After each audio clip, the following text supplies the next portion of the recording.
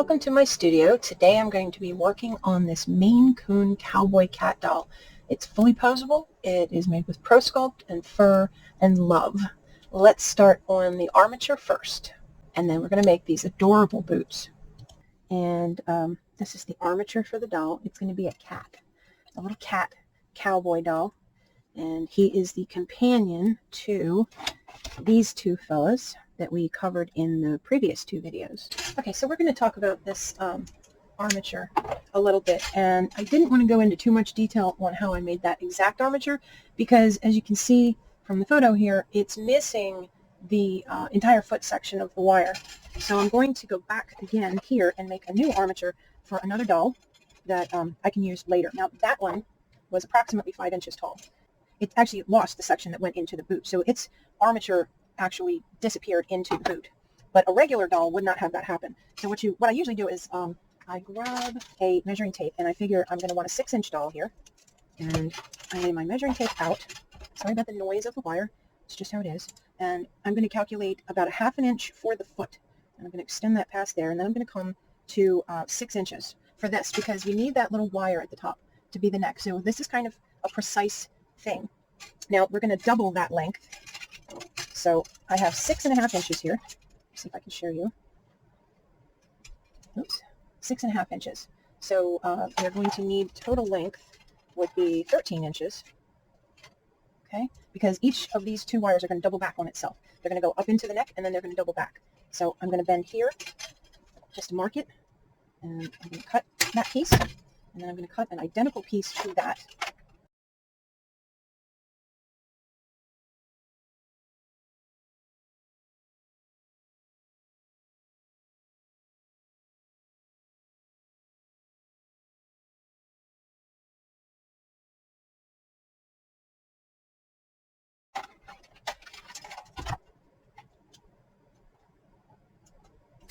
Okay, and I'm going to start twisting these two together just loosely before I make this first bend. Okay, and now I'm going to measure 6.5 inches again. Where am I? Regular pliers, that's okay. So 6.5 inches again is where I want to make the bend. It should be pretty much dead center. And there they are. Now I'm going to want to take and reduce that to a tight curve. And because I found with the other one that I did not need this, and what I could have done if I had been ahead of the game is I could have moved this down right now. Moved it down to where the one is actually going to be a little bit longer than the other, but I can trim that later. Now I'm going to wiggle it just a little more because I want that narrow. And now I'm going to pinch that one tight and pinch that one kind of tight. Okay, you don't want it too tiny because then you're going to struggle to get that wire in. Originally, I decided to show you the armature after making the doll and attaching the neck, but I'm just going to go ahead and do it. You can see the importance of getting this neck piece right and where you place the shoulders, etc. Okay, so this part up here needs to stay tight, and the next thing I'm going to add is the arms, and I'm going to use, because the arms most likely are going to get bent way more often than the legs, I am going to go ahead and use this stranded wire. Oops, hold on. There we go. It was blocking my vision of what I was doing over there. So we have this stranded wire. That's going to become the arms, and I want it attached right at the neck height. Now I know his height. The arms are going to need to be, all right, let me think. Let me think. Normally when I make a doll, this is one of the first steps that I do, and this is a tip that you can keep. I take and draw out a character's body in the scale that I want it to be. I just kind of sketch it out real quick. And then I do a little transparency sheet in the actual size that I want it to be. These aren't exactly lined up, but they are the same size, or at least they were. I ended up shrinking his legs a little bit, and I ended up making his feet a little bigger, but that's another story. I wanted him to stand on his own, and he wouldn't. But this is what I usually do first, and then I can compare the armature to that body, and I know ahead of time that this is where the shoulders go based on the drawing, and this is where the feet will terminate based on the drawing, and I can keep my scale accurate without having to do too much mental math. The arms, I'm going to make them about, let's see, probably about 6 inches. And that's total length. That's the length of the arm, the length of the shoulders, and the length of the wrist, basically. Snip this off and tighten this wire up because you want it you want it to not unravel on you as you're going along here. And I'm using the flat part of the pliers here where there are no teeth, just so that I can bring these together without making any rough edges that are going to try to poke me later. I'm going to repeat that on this side. Just tighten it up a little bit so it won't come undone on me. Okay. And then, only because I didn't pull any extra wire out, I'm just going to grab a few of these off of here. I'll just get one big long piece of this stranded wire. And you can do that easy enough, or you can grab some steel wire or whatever you have handy. I'm just going to grab this because it's sitting here. Not that it's making it faster, but okay. And if this turns out not to be the right size, you can always snip the ends off later, but I'm pretty sure that's right where I need to be. So now what I'm going to do is take, and I'm going to attach this to this armature right here at shoulder height. Hold that there. I'm going to come around the arm, go around the body, come around over here, tight to the neck, go around this arm, and then around the body. And I'll repeat that as many times as I feel like I need to make sure that that attaches well. And then I'll come down through between the legs and attach there. And okay, so I'm going to come up between what will be the legs, and I'm going to come around the neck area here a few times. I can also take this other piece, just the second part, not the neck part, and bring this down like that. And that will also help me lock those shoulders from riding up as I do other things. And if you want to bring it down a little more to give you a longer neck, you can do that easy peasy. Okay, and you're just going to wrap around like that until that's good and solid. And going this way around the shoulder will help keep it from sliding back and forth. You can see I'm pulling pretty hard and it's not moving. Come around this way and a few wraps around that shoulder like that. And now I'm going to split this like that, and that's going to sort of mimic a rib cage. And I want to actually exaggerate that just a bit before I start aiming down with it. Okay, and I'm going to grab right here, close to the body, or close to the shoulders, I should say, and bring that down. Grab here, bring that down. This is probably going to end up not being a cat, this armature, so I'm going a little more anthropomorphic than the cat body. I think it may become a fox, and they have a long torso.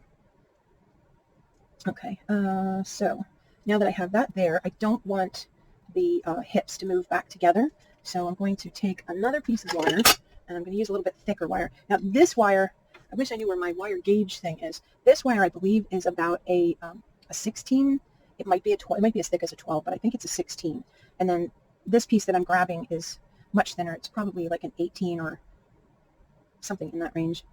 Not quite sure it's a 20. I think this is a 20 right here, this thin piece. And what I want to do there is just lock these hips in a more open position. So I will grab the wire frame, grab this wire, and I'm just going to come underneath and through, and I'm going to lock it to one leg, just the one leg, by wrapping it around and around like that. Okay, so I'm going to take this again, and I'm going to make sure that I'm not pulling it towards this leg because I want to keep them apart. Okay, and I'm going to wrap it also around that leg a couple of times. And then, oh, I should have straightened you out first. You were quite kinked. You may have had this wrapped around something once before. Just flatten that out. Okay.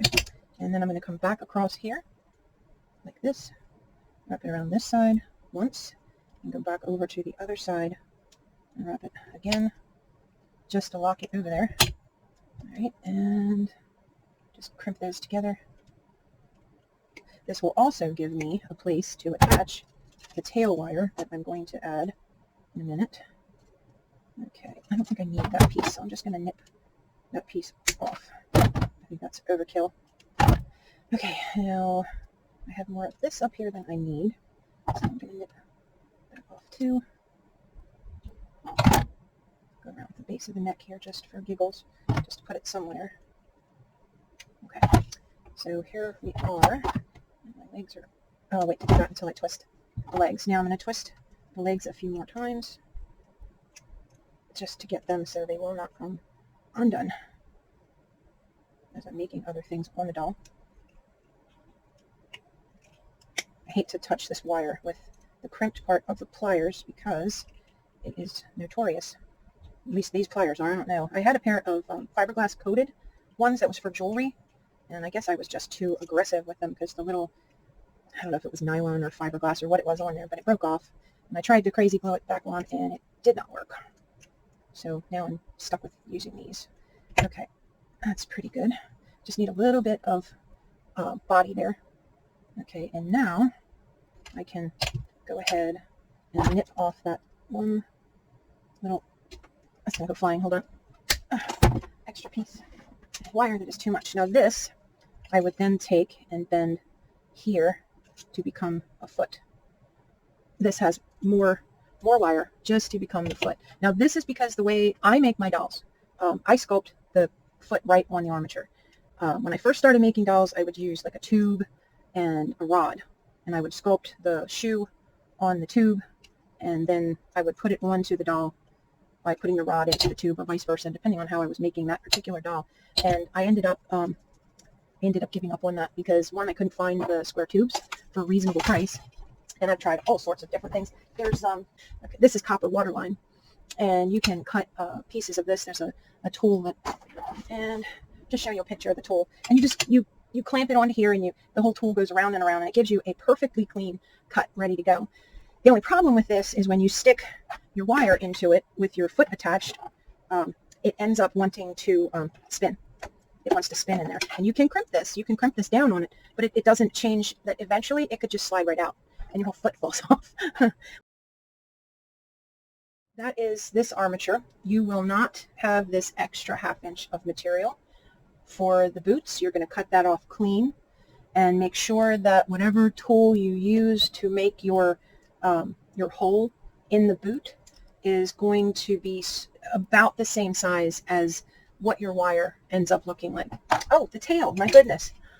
I got myself distracted. You're also going to need a tail. So your tail wire is going to be about 3 times the length of your legs. I'll try to stay in frame here. So you've got 1, 2, 3 times the length of your leg. That's the length you want your wire to be. Now, I'm going to show you a real quick way to make it not only stable, but it's going to act as a tripod for your doll so that when it stands, it's good and stable, and you don't need a doll stand for this. Its tail will function as a doll stand. Now, I'm just twisting these wires together because I'm using the stranded copper wire, but I separated off just what I needed. This makes sure that if the tail gets posed over and over and over again, it's not going to bend. Now, if you're selling this to somebody who's not going to be using it the way these are going to get used, you can use just a single copper wire. Let's see, just a single stranded wire. It's not going to be posed at all. You could even use aluminum if it's just going to end up as a shelf item. You don't have to worry about it being bent over and over. You don't need to use the copper. It's more expensive, but this stuff is incredibly durable. I've made hundreds and hundreds and hundreds of dolls, and I have not had a single one come back broken that was, the armature broke because I use this and the way that I put them together. Now, attaching the tail, I do something similar to the way that I made the hips. I take and I try to center it as best I can, just eyeballing it. And then I'm going to take this part and come around here and wrap it around the frame right there. I'm going to take this part and come through, wrap it around the frame right there. Okay. And then I'm going to bring it together in the back and cross it over. And then I'm going to twist and twist and try to keep it centered. It's going to want to shift around. If you have a pair of pliers, you can grab them, or you can just bend the end over to give yourself a handle and go ahead and twist until you have the whole length twisted together. And now you have your tail that will function as a stand for the doll, so that you have a hands-free thing that you can pose and get pretty much any reaction or pose out of it that you want to. Now, you can make it longer than 3 times or shorter, depending on what the doll's going to do. If you know it's going to sit in a permanent posed position, It can be a shorter tail or a longer tail. You can have multiple tails. But that is this armature. Its most important feature, though, is the neck. The neck right there is what allows that head to connect to this, and I'll show you how to connect the head in video 3. And these two guys are done now. They are the companions, as I said, to the character dolls that I'm making as a commission for one of my customers. So here is the little boot, and I went ahead and started this one so that the clay could cool off again. But I will show you making a boot. But he's a Maine Coon, and they get quite big, so I think we'll be all right. They can actually be bigger than a boxer. They're big cats, and then you stand them up and they're even bigger. So I think I'm good with the size that he's going to be, which will be about 4.5 inches ish. Actually, I can tell you exactly because I happen to have my handy little measuring tape. Let's see. Oh, I'm underestimating. Yeah, he'll be about 5 to 5.5 inches once his head and his cowboy hat are on. Okay, so to make this base shoe, I just did what seems obvious, and I took the clay and I squished it around until it kind of has a boot look. You want to make sure that you don't have any weak point in the shape, so if you had any kind of crease starting, you want to take care of that now.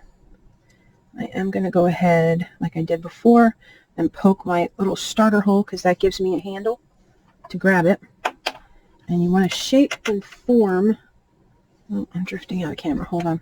Let me move my pieces out of the way here so I'm less tempted to stay out of camera. There we go. I was afraid I was going to bump them, so I was moving to the side subconsciously. Okay. Twist that back out, and I can use it to roll things nice and flat. Okay, when you look at the bottom of the foot, you want to keep in mind if you're a left or a right, you're going to have that little indent for the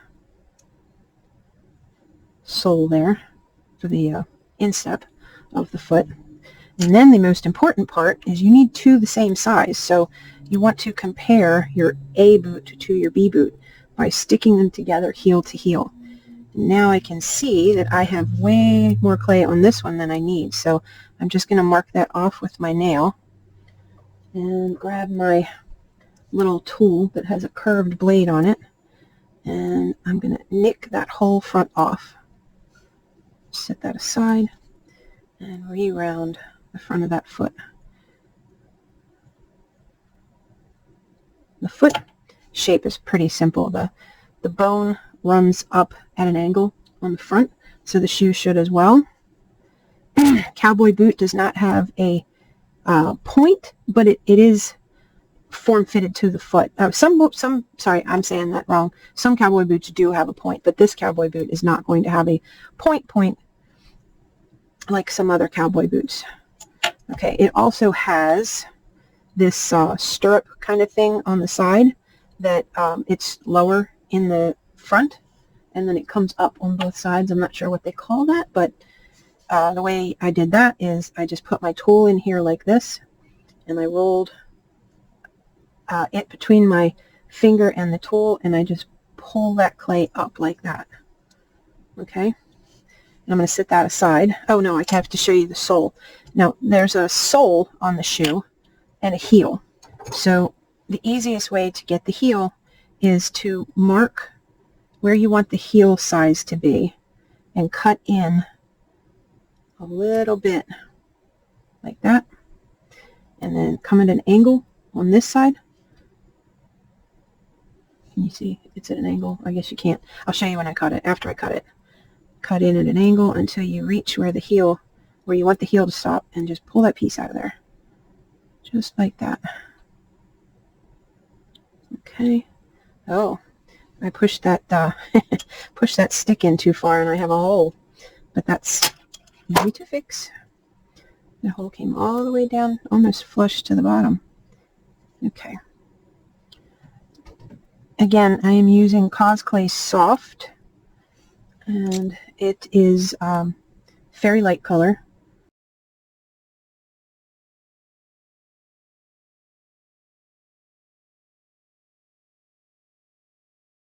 Okay, now do you see how it's an angle? Okay, and adding the heel part and the sole part, I take my tool. Well, first I'm going to make sure that this is a nice clean edge right here. That this is good and flat all the way around, and that my edge is square. And I'm just doing that by running this tool all the way around. I'm trying to create like a 90-degree angle right at the edge of that boot. So you don't have to be perfect with it because it's just a little polymer clay shoe. But if you take your time and do what I'm doing right now, which is just roll the tool around the edge this way first, excuse me, and then flatten it this way again, you can get it pretty close to perfect. Okay, now there's that. Okay, so the next step, well, go back and make sure that you have the same, say, again here, if I were pairing these two together, which I'm not, I would say that I have a size difference. And you want to compare the thickness of the shoe from bottom to the top of the arch here to the bottom and the top of the arch on both shoes, and make sure that they're the same. And again, I'm just going to illustrate this one, which will probably never get a mate because I don't have another cowboy planned anytime soon. But this is how I create the heel and the sole. All right, so you want to draw a line, but it's better not to because it's really hard to get back to that line. So instead, what I do is I very slowly establish the line with my tool facing up, not down. And what I'm doing at the same time is creating that roundness up into the body of the shoe. Very slowly.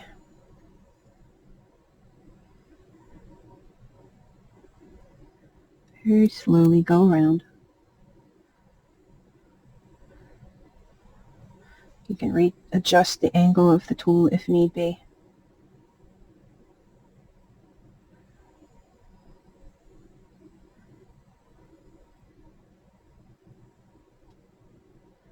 And try to make them come together equal. Okay, now you can take your brush and go along, and definitely use the alcohol, because instead of things smearing and misshaping, the alcohol just makes them smooth together even if they don't want to. Alcohol means that resistance is futile. If you're Star Trek fans. Okay.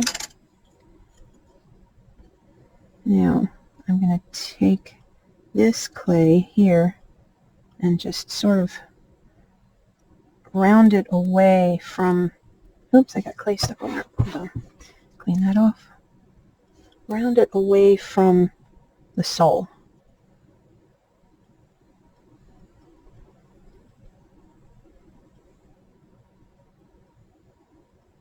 And it's mildly tedious, but you're just going to go around again. And you can use a tiny brush, actually, to do this as well. And you just want to get in that groove and define it and move this clay, and I wet my finger with it as well, away from what you're going to be using as the sole.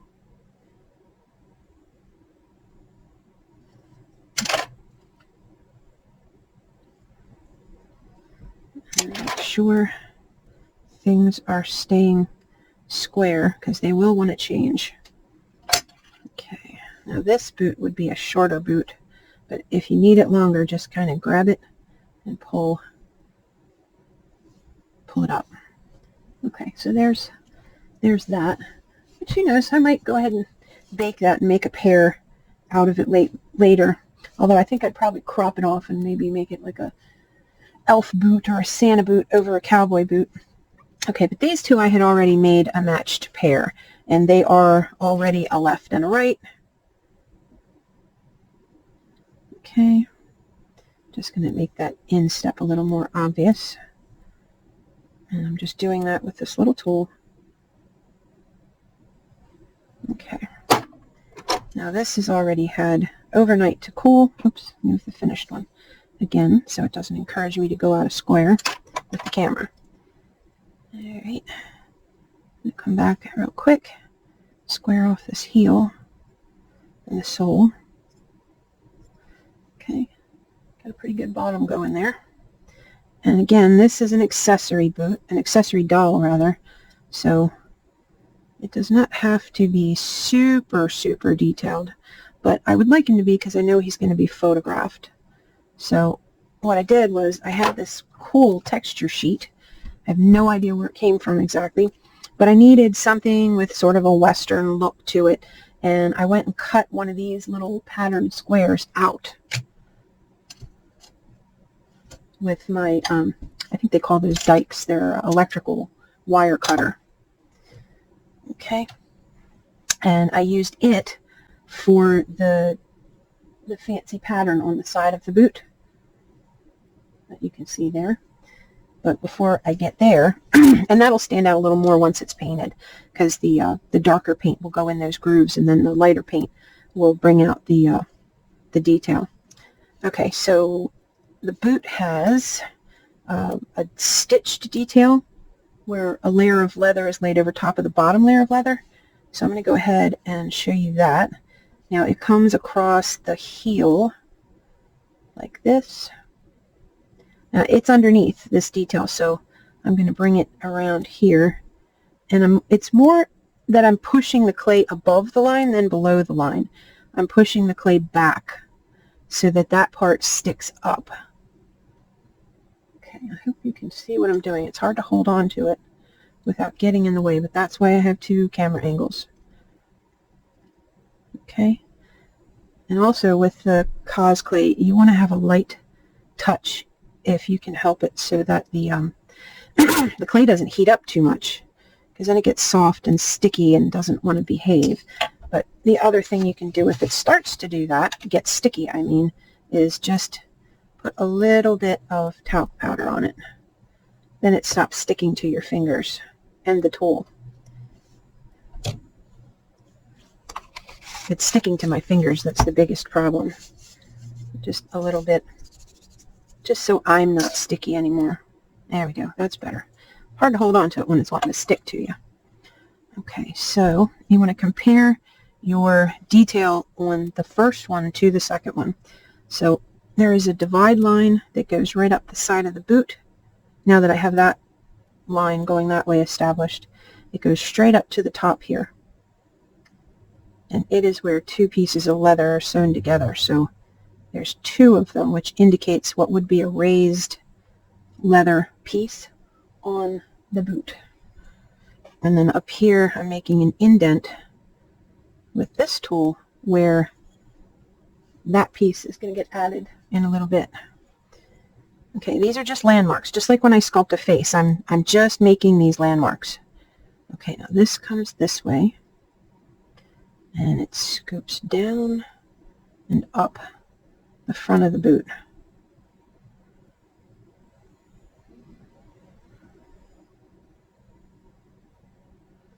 Is there enough light? I think there's enough light. And then it rounds right here. How far up did I go? Yeah, that's right. And then comes back down again. And you want to use your full sight, full on look. Like look directly at it to figure out your symmetry. You want that side to look just like this side, so you're going to want to pay attention to the other side as you're doing this side. Okay, so there's that little leather detail that goes there.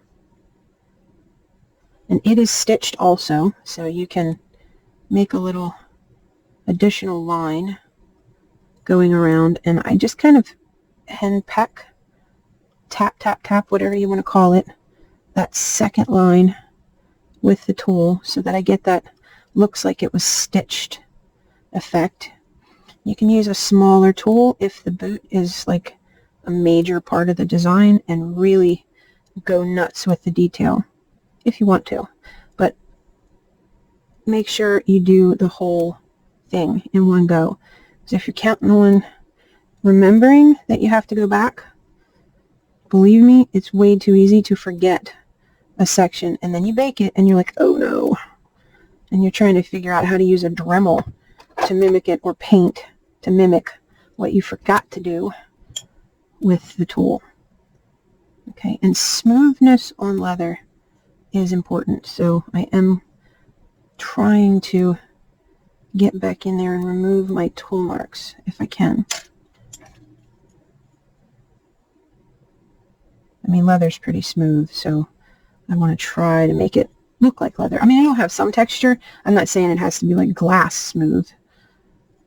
I don't think I could achieve that if I wanted to, but I do try to make it look realistic. Okay, now here we go with this line again, straight up to the top of the boot.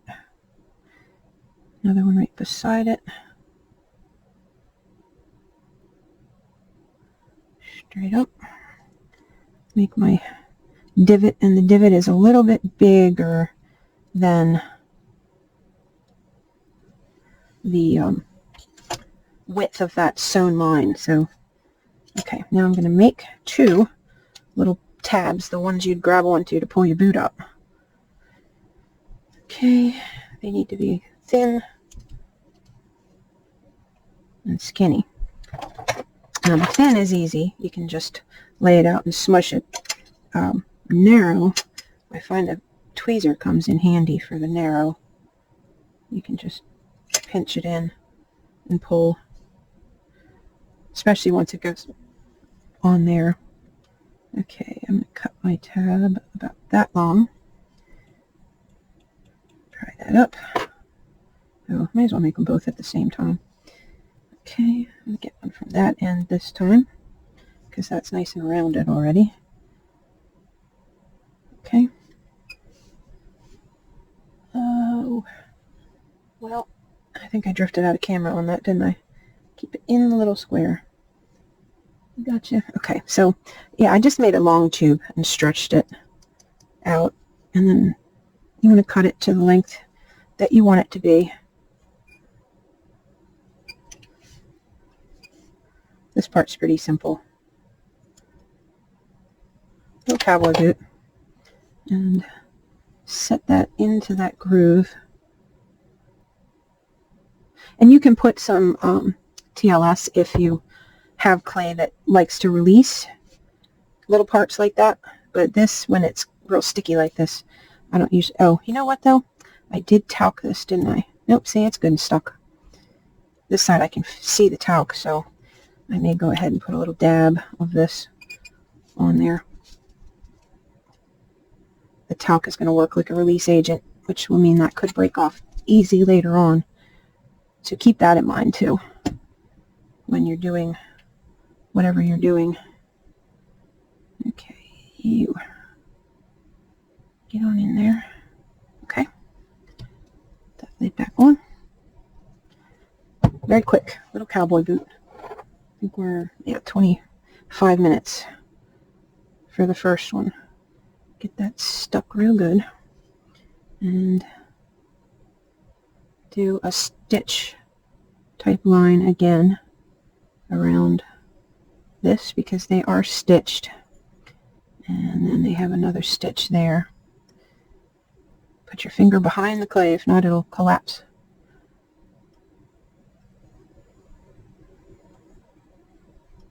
Okay, that's pretty good. Make sure it's not too thick or too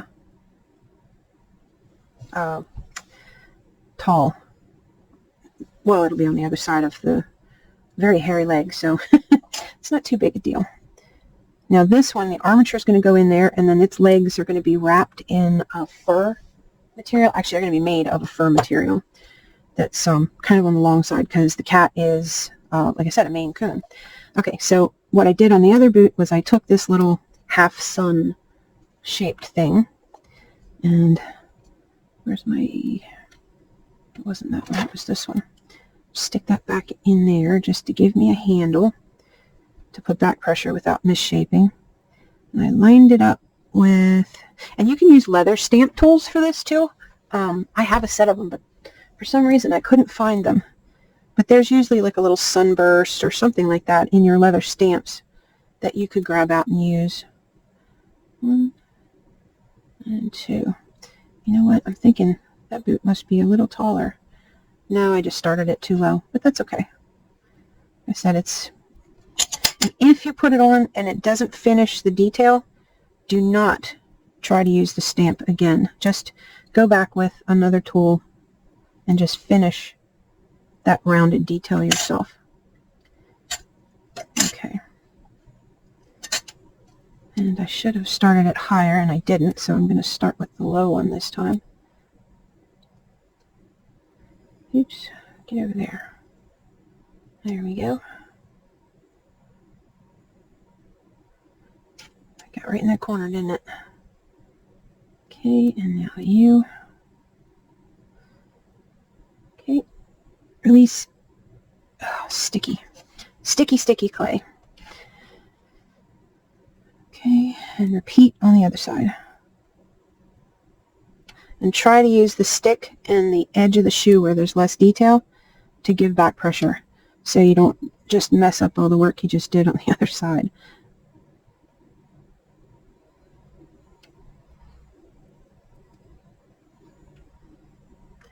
Better the detail be a little understated than to squish all your hard work on the other side. And again, if you had a leather tool handy, leather stamp tool, you would have a handle, which I do not.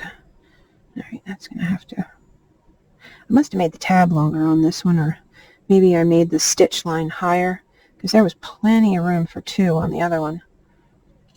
But that gets you your cowboy kind of look on the boot.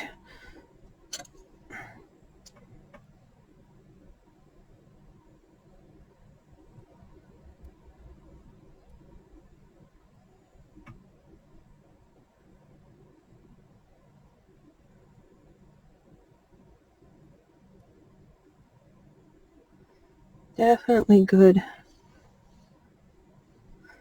If it had a handle, I probably could have pushed a little harder without worrying about messing things up. Okay, so that'll do. Whoopsie. A little more here. A little more there. Okay, now you can, if this is a, you know, an accessory that's, or a doll that you want to go hog wild with, you can make some stitch lines along the top, like this. Little details that don't take that long to do. The tweezers, little needle nose tweezers, you can, if you practice at it, you can also do a stitch line up the back like this. You got to keep them consistent, the size of the opening as you go up. There would be another little stitch line right there. Bring your stitch line around here.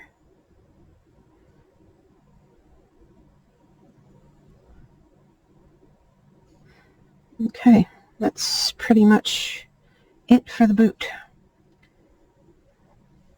Repeat any detail you did on that one on this one.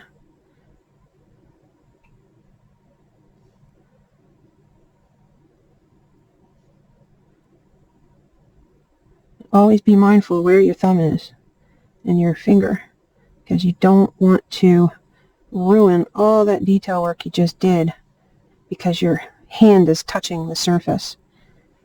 Okay, go back and forth. Make sure that you, oh yeah, I have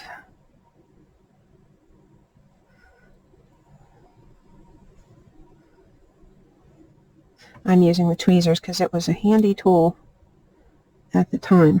Now, I didn't use it doing that this way because the surface isn't as easy to access as it is back here.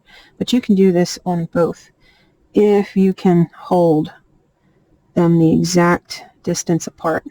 You get both lines at once. See, even right there, I'm a little off center, but it's okay. There we go. That's pretty good. I'm trying to talk and do it at the same time.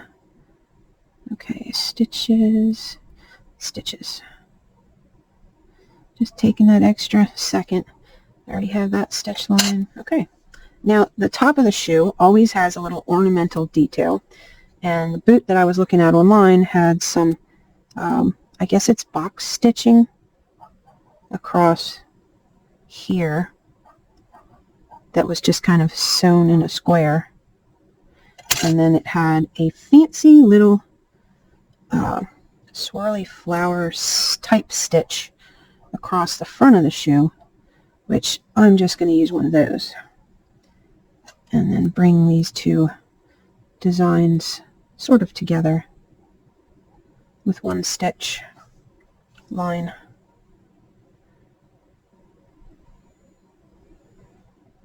There we go. So there are my boots. I'm going to bake those and then move on with the rest of the doll, and we'll be back. Okay, so the boots are done, cured nice and hard. Now I'm going to put them on the armature for size and see how that's going to look. Pretty good. I'm content with that. Adjust the tail. It stands up very well. Okay, next I need paws and a cat head. I'm going to start with the cat head, because the paws are definitely not a crucial thing at this point.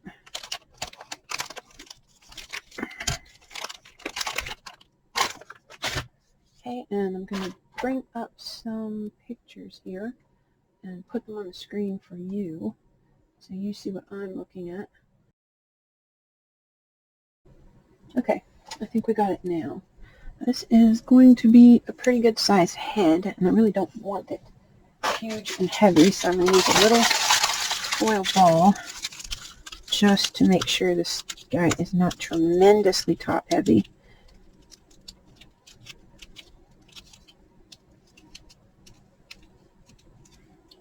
And that'll do, about like that. Alright, I'm going to, this is probably more clay than I need, but it is what I conditioned, so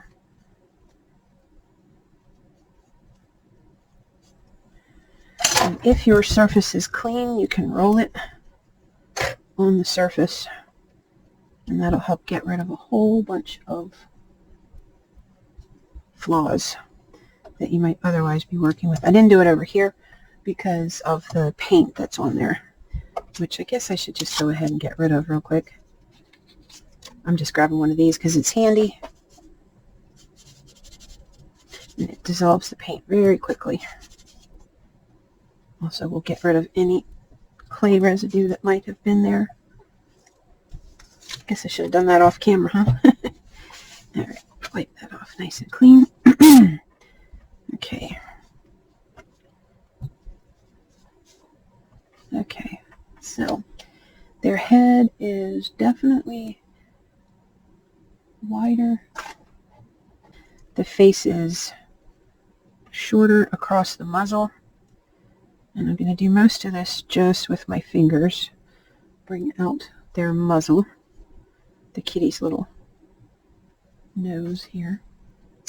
And I think I have a pair of eyes that will work. If not, I will just use beads and paint them later. Let me see.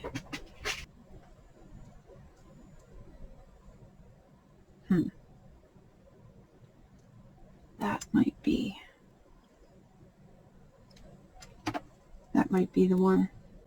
I like the blue, but I think I'm going to go with green. Just witch green. Let's see if they look like they're about the right size.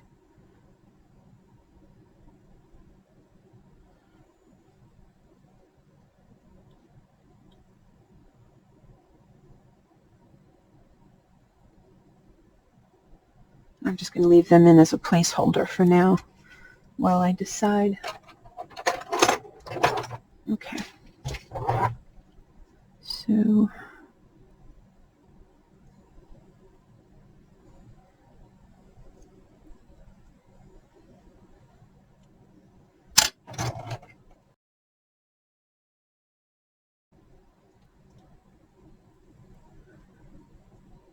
such a short muzzle, very wide cheeks. I think that one. Is there another?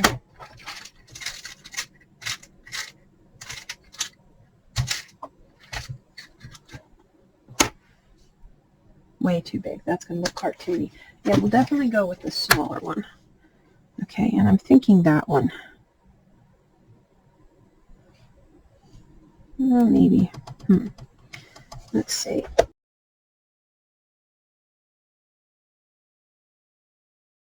Mark where the eye wants to go there. Come down here.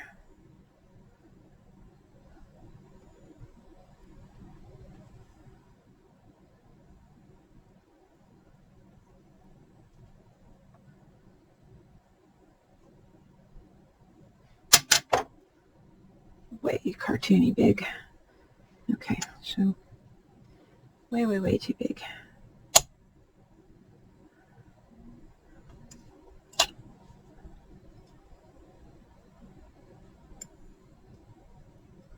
And I have to remember I have to get a cowboy hat on this guy's head, so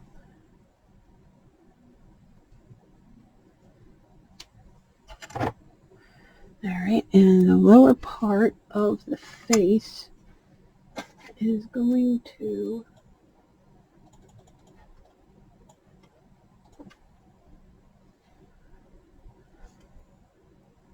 forehead from here to here, more or less. So I think this clay can come off. Oh, found the foil. I can work around that. If you hit foil, just take a tool and compress it a little bit more.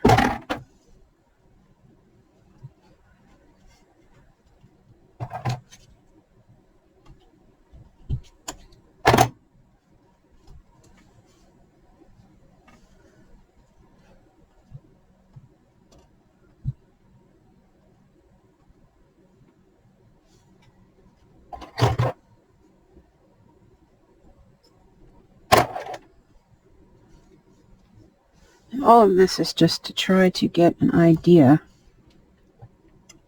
of the size of the head, because this head will articulate on a neck. All right, lay it in my palm and try to indent under here.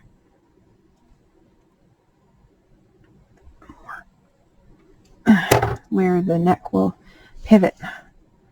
The head will pivot on a neck right there, just so the head can be articulated. Okay. Definitely have more clay back here also than what I need. I might have made that ball too big is the problem. That foil ball, just too big.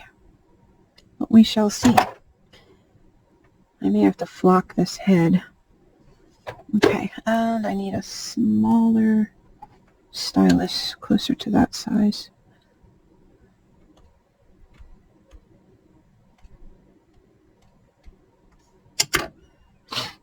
Let's see.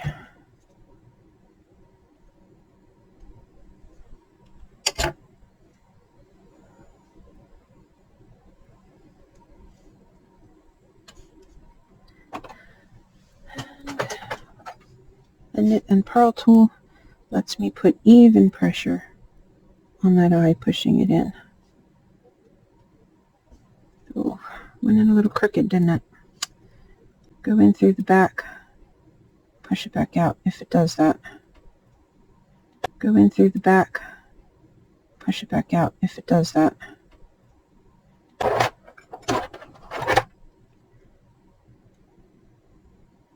Adjust it straight up and down. Set it back back in again.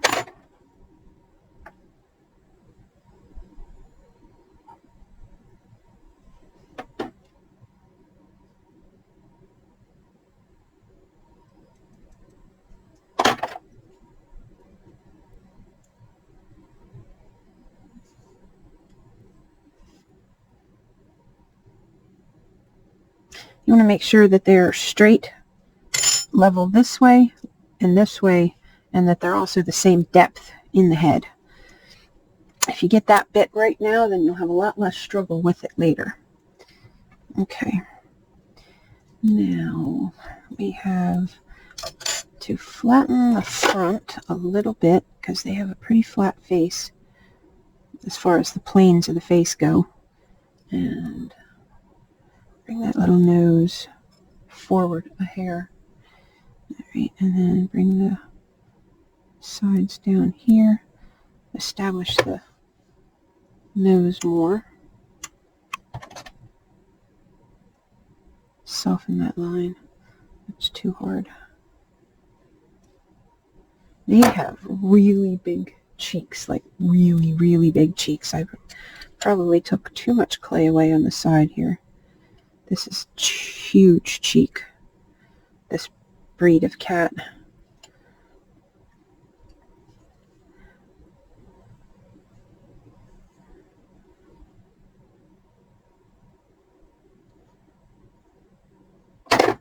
And I'm just going to kind of draw where I want the nose to sit. I'll call that it. Bring down my center line here.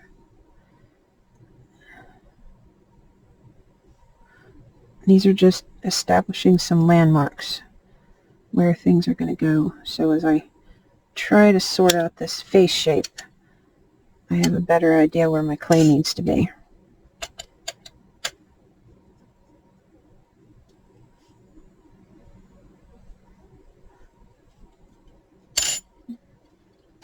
There you go. It's like, where did my sculpting tool go?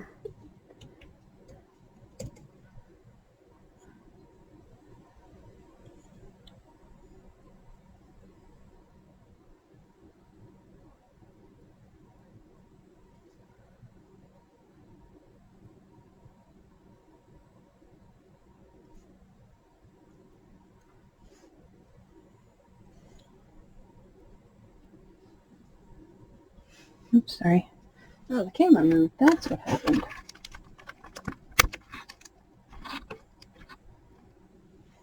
Right in the face. Okay. Oh well, it is where it is.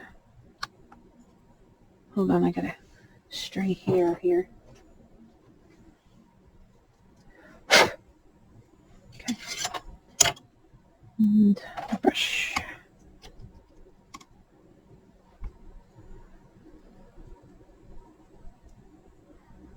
I'm not smoothing so much as just blending that piece into this piece because I'm going to add fur texture to this one. Pretty dramatic fur texture on this cat compared to what I did on the dogs. Okay, and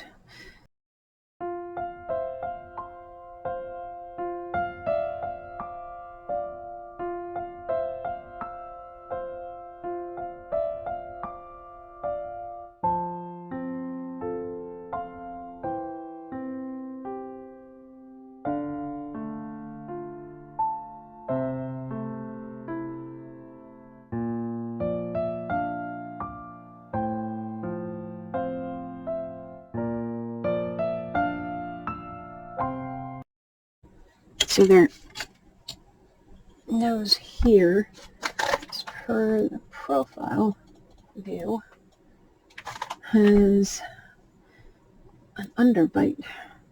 So this clay is going to get pushed back under here. And I probably have more clay here than I need, so take some of that away.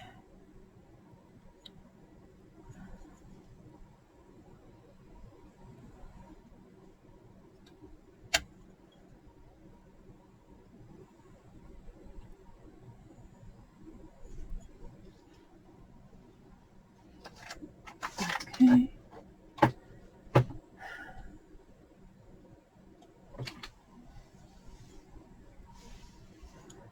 And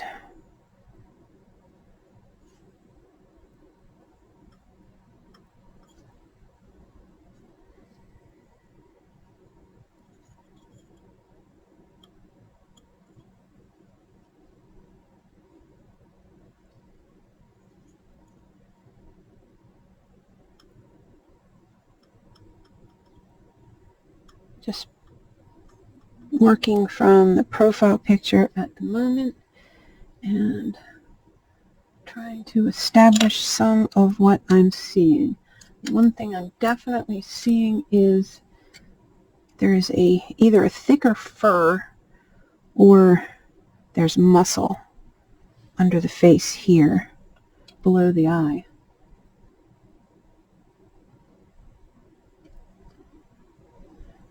On both sides. Make that one piece and stick it again.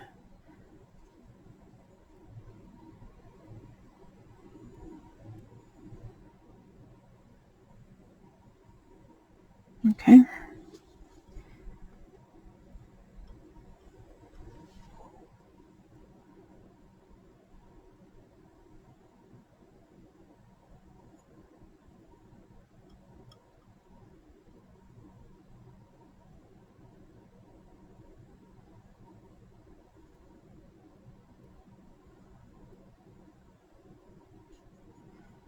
Just trying to get my landmarks.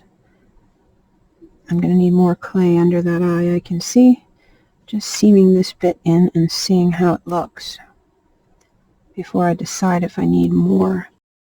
God, this camera keeps drifting. I don't know what to do to stop it. I guess I'm bumping it with my head, maybe. It's literally right in my face. Okay. Now, one thing I can see is I need more clay here. Oh, wait, do I? Yes, I do. Yeah, the eyes are already set pretty deep. So right here,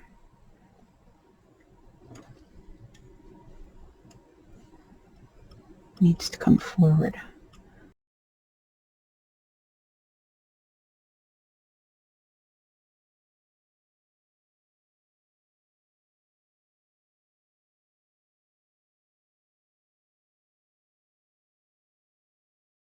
And a lot of that's going to be filled in with fur. Let's see. On the back of the head, I mean. And those big tufty bits as the ears. It is going to have sculpted ears, so. Let's see. Definitely need to close that eye a bit. So I'm going to try this on this side. Oopsie.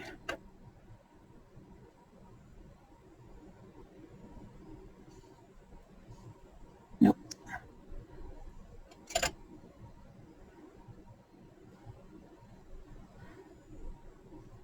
I try to get the shapes about the same.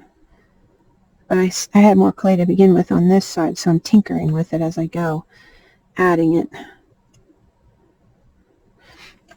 And what I do is I just keep going back with my eyes and looking at my model, which in this case is some photographs I found online. Okay. And whatever tool helps you get where you're going is the tool that works for you. I will go back and forth a lot between tools because I'll make my first mark with the tool and it isn't doing what I need it to do. So I will abandon it and grab a different tool and try again until I get the effect that I want. You don't have to own every single tool that somebody's using. You just have to find a tool that will do the same job. Like this is just a stylus. The exception would be a spoon tool like this, something that's curved and flat. Let me see if I have another one. They come a lot of different different kind of spoon tools. I kind of wish I had a grinder so I could grind that nub right there off, but that was just how this came. I think this was like Tandy leather or something. But your spoon tool and your, I want to say needle, but it's not a needle. It's blunted on the end. This has got a similar, just a small tool that's kind of rounded. You can see both of these will do the same job to get in there to make the clay flatten out where you need it to in a small area. Those are the only tools that I can say, if you can get them, if you can track them down, because they are very useful. They're the one that I go to first. But I don't have a particular tool that I use. I can grab pretty much anything. I've sculpted with a toothpick in a pinch when I was out and bored and I had some clay on me, so I pulled a toothpick out of the glove box, and that is what I used. I have sculpted with pens.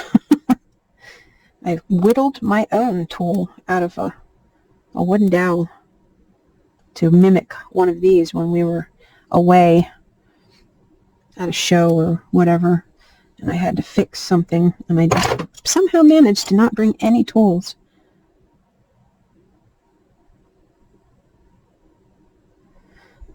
I don't know if you saw what I just did. I just took my tool, and it's because the bristles are so soft it wasn't doing what I wanted. So I put it in where I needed it to go, and then I spun the tool, which kind of gives it a little extra strength and movement in the same spot. Starting to look like a kitty cat. Starting to look like that kitty cat. Okay. Try it again against the body. Pretty good. I can work with that. Make sure this cat's head is not going to be bigger than the dog's head. Again, very good. Okay. Now I'm getting my shapes where I want them. Let me check my profile again. Alright, we have chin work to do here. So this chin comes all the way back to the neck. And it's kind of wide at the back, which mine is not. So I'm going to put a little clay right there. And a little clay. Oops, I don't want to trap air. See, right here is a place that I know, if I'm not careful, I will trap air. So I'm just going to smooth that out a little bit before I stick the next piece in.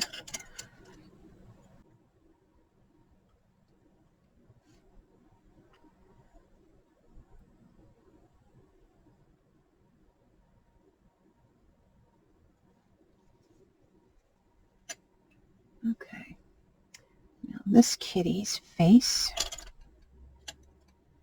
I'm going to attach fur in here, but I think I need to build this up a little bit on the side here so that the fur can come right up behind it.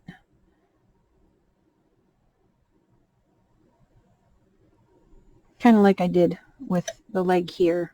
Need a solid place to glue the fur to. Otherwise you have to use a ton of glue, and the odds of it being visible increase.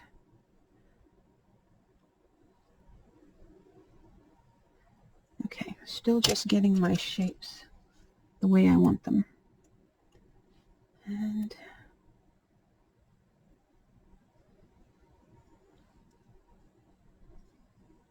there is definitely a line there where that cheek comes around. So,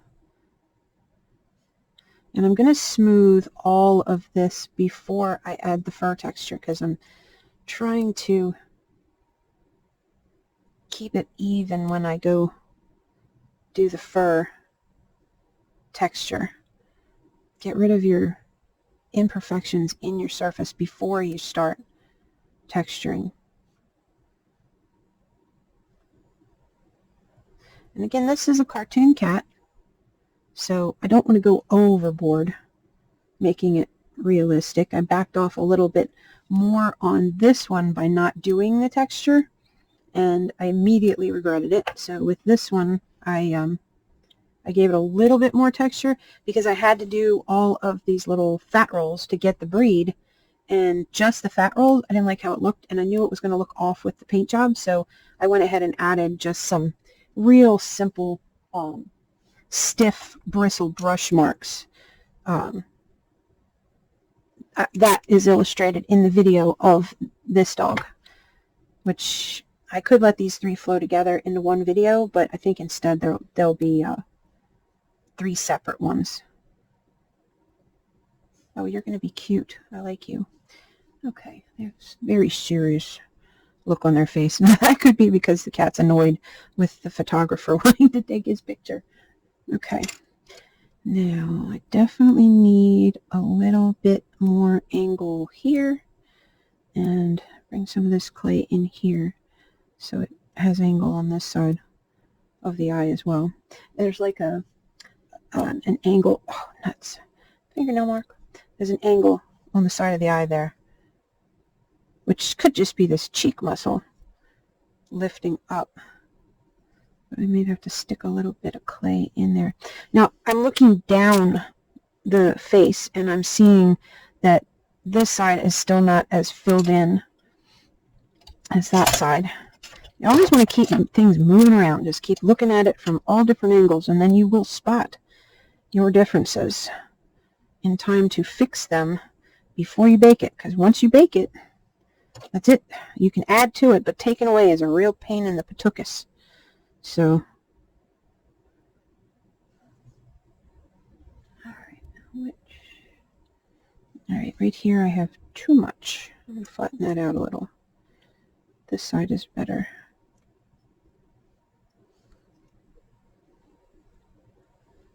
A little more clay up here. And these.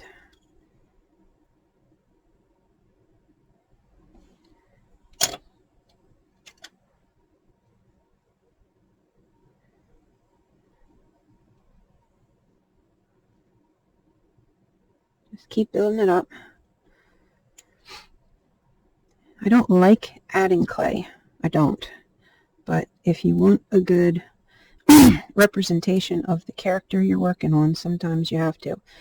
My preference is when I do character doll faces, I just go with it, whatever clay is there, because I'm not trying to make it look like any one particular thing. I'm just deepening this line, trying to establish those landmarks to see if I'm getting close with the symmetry here. Get rid of some of this roughness.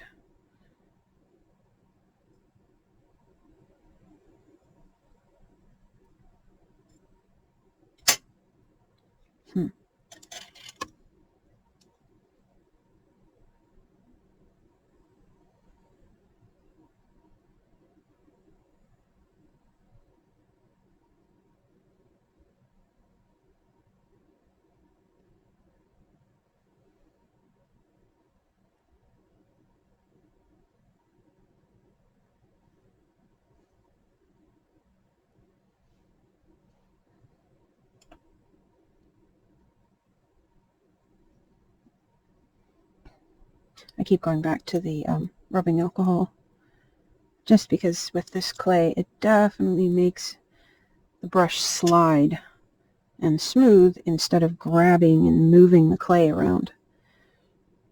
That is the trick with this sticky COSCLAY, if you're using the soft, especially.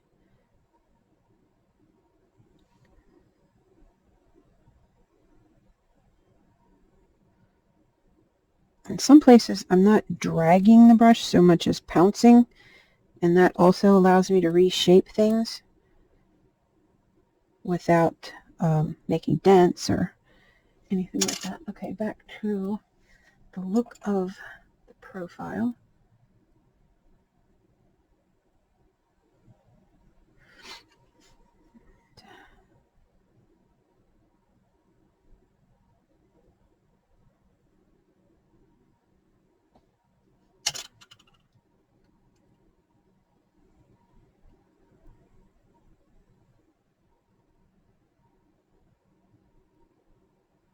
Okay, come on, let go. I need a little more clay down in here. Oops.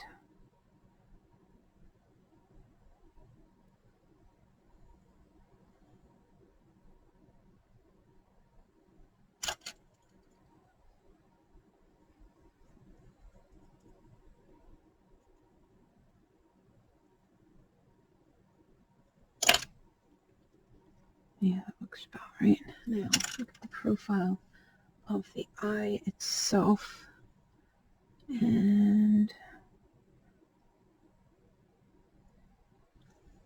I have to bring this corner over a little. I may need to add some UV gel to the front of this eye just to get it to stick forward more. But just like when you're doing a human eye, you want to see the eye from the side. If you can't see the eye from the side, then you have too much clay right here. And before you start doing that fur texture, which is mildly tedious to do, you want to make sure these shapes are right first. I'm leaving this puffed up on purpose because I want to be able to bring that fur, which has a backing, right into there and have it be camouflaged by that edge.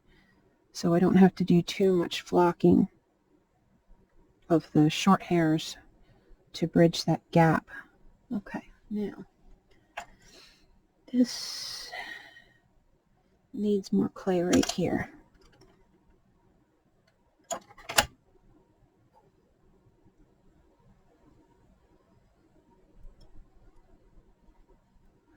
And if I'm going to add on this side, I'm probably going to have to add on that side. So before I lose track of it, no, actually that side's not too bad. It was this side that needed it more than that side. And it needs to come, this needs to come back a little.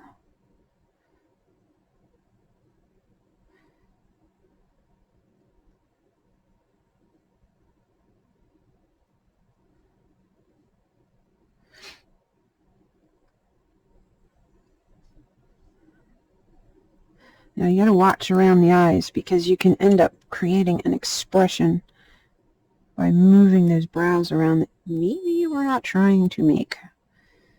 You start putting human qualities into their face. Not that Maine Coons don't have a human quality to their face, because they kind of do. I've seen some that like totally remind me of Ron Perlman. Look just like him. Well, maybe that's because I used to watch that Beauty and the Beast show back in the day. And I see Vincent in those cats. Linda Hamilton and Ron Perlman.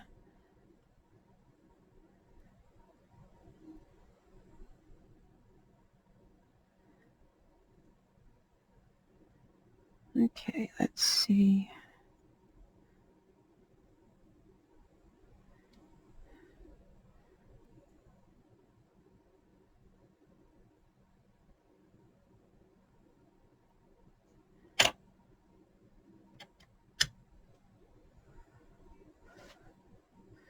Hold on. I also have need of a little bit of a tear indent here and on this side that I had not established yet. And I'm also seeing, see, now is when I start fighting for real symmetry. And I'm seeing that the face is unequal, at least where the nose is concerned. So let's see. I'm going to back this nostril over here a little.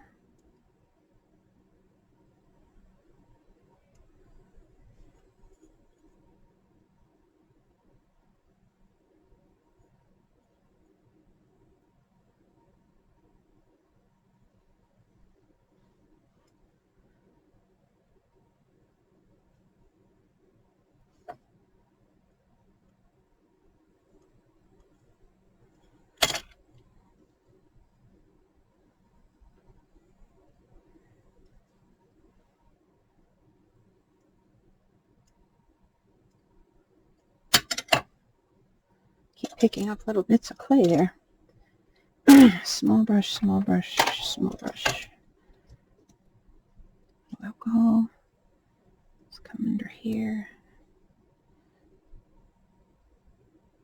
Just trying to make sure I don't swamp the clay with alcohol, because it does melt the clay. If you put too much, it'll turn an area into a very unsatisfying slurry and make a mess of all you just sculpted. So while you do want to use the alcohol, you don't want a puddle of it. You just want enough to get the clay to move around. You don't want to trap it in a place like that, for sure, like down in the eye socket or in the nostril. Okay, I have a hole here that I need to fill.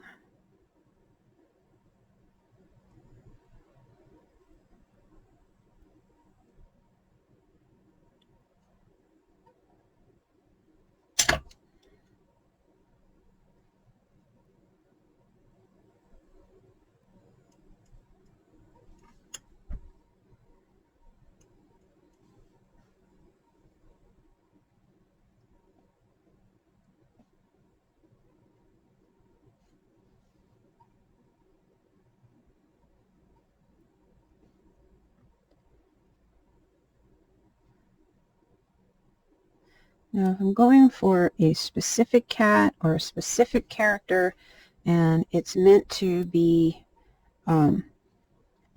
exact, one, I'm going to spend a lot more time, and two, it's going to cost a lot more money. But these are basically accessories to another doll, so price is a little lower, and I do back off a little bit on the details.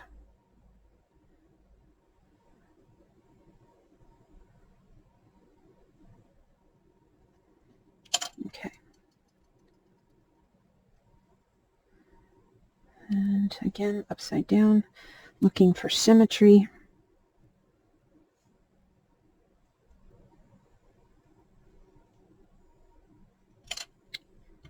Head shape. Get those eyes out of the way. Head shape, head shape, head shape. I'm seeing I have too much clay over here, for sure.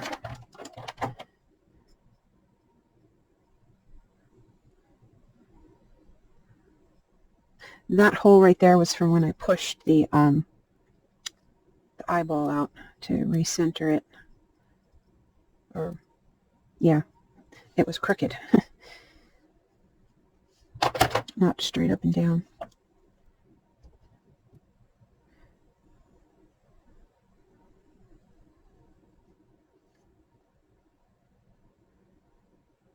Okay, and more clay there than here. Which do I like better?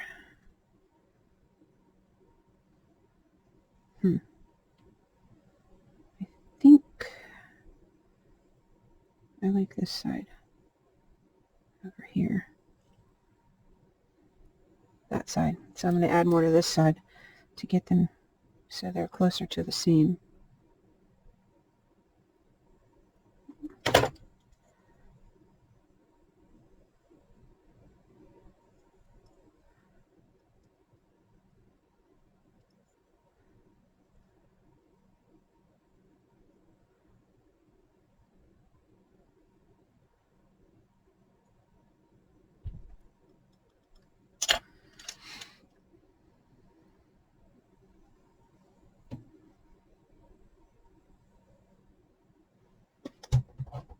I don't know if you can see, but this is full of goop, and it's making a slurry on the surface.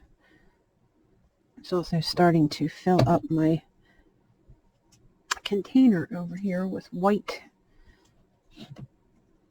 liquid, which I do not want. You want to try to keep your alcohol clear. That way you know you're not moving dirty clay from one part of the doll to the other. Okay, now that made the eye get smaller. Not ideal. So I'm going to open it back up a hair like this. Again, make sure your profile that the eye shows.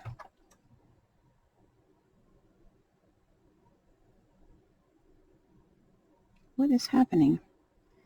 Something weird is happening there. There we go. The other problem with the slurry that builds up on your brush is you're brushing clay onto the eye surface, and you don't want it there. So if it happens, you need to remedy it before you bake it. If not, getting it off the eye is going to be a real nuisance. Okay, this side needs the corner of the eye brought down and some roundness established over here.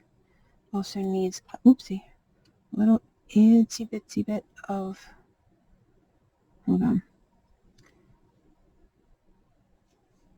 I think the depth of the two eyes has changed. This one looks deeper than that one all of a sudden. Nope, that's the big one. I need the next size down. Where are you hiding? There it is.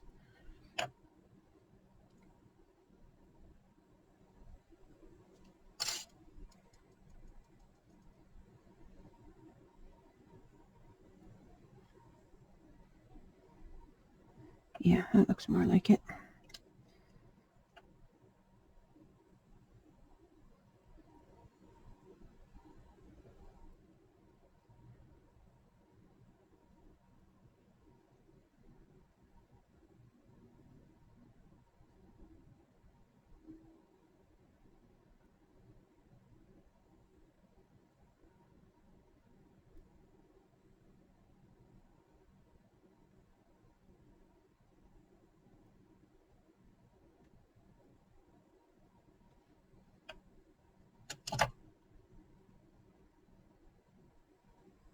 Another angle to look at it from, straight down the face like that.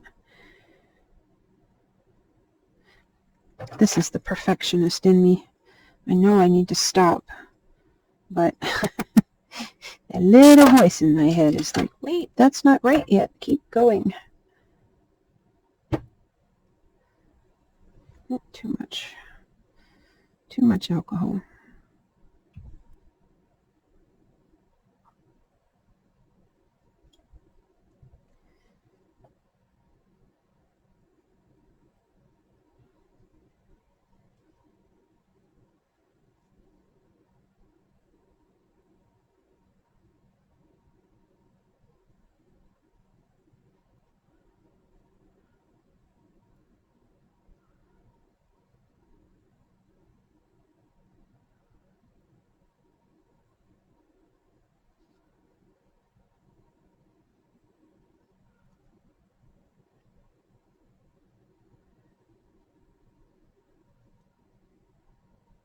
Okay. I'm going to call that is good. That's where I need it. Now, my fur line is going to go right along here, like this.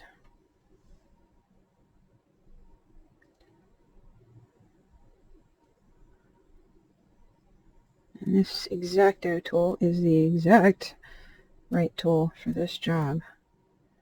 So I'm going to back all that fur down and away.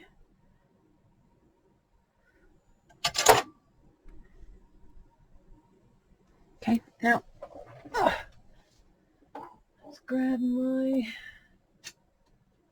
where are you hiding? Sorry, my stiff bristle brush is hiding from me for some reason. Oh, I just used it the other day. I know it's here. All right, I got a couple different options. All right, so I don't mix my tools up. I'm going to put my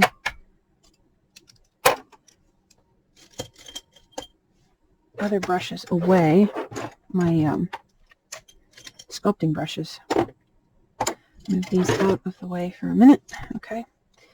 Now, I'm going to see what this one looks like. Not enough. You. Pretty subtle still. Alright, that's moving the clay around too much. Alright, I'm going to have to do the old school way and just score the clay.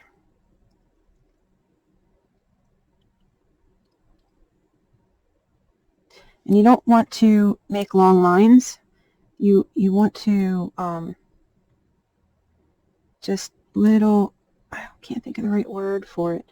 You want to vary both the depth and the width of each hair. The smaller you make your little marks, the better. And you want to go in between each one as you go along and make another one, so that there's very little fur that hasn't had a little hair mark made. The hair on the face of these is just a normal length hair, and my fur, it doesn't have a texture as far as like a cat suit sort of texture, but I can add it if I want to. But I think I'm just going to go with like a base gray. If I do a tiger kind of look, then I'll get back to that with alcohol ink pens, which I learned from a friend who is a teddy bear artist, Tammy Eversage, and she does a beautiful job of making really fancy fur color variations. Like I think it was a panda, red panda, that she was showing how to use those to color the fur. Since, you know, trying to put two different colors of fur together, it is possible, but it's also painstaking, and you can end up with like a divide line, like a TY bear might have, where you can see where the two kinds of fur come together. But with her hand coloring it, it was seamless, the way it would be naturally. You could have red next to black, black next to red, light brown gradient into dark brown. It was beautiful. Or adding stripes to solid colored fur. And I'm only using this tool because I don't feel like going off camera again to find my little needle tool that I usually use to clear my glue bottleneck when it gets clogged up. And this is sitting here. And for the most part, I'm only using one side of this. I'm not letting the other one even touch. I have it at a slight angle so that it doesn't touch. And don't make these too deep, because if you make them really deep, I mean, it'll look cool until you go to paint it. And then you're going to spend the rest of your life trying to get paint down those little tiny holes that you made. No fun. Okay, I'm going to turn it so I can see the bridge of the nose. Oops. And here the detail is even finer. The texture, which actually, this may work for the texture on the nose. Let's try this one. I don't know if you can even see that. It'll show more when I do the paint. This is just a really stiff bristled brush. Up here in the eyes, kind of the same way. Very short fur. None of these is really, these must not be the one I'm looking for, because they're not as stiff. Hold on. It's got to be here somewhere.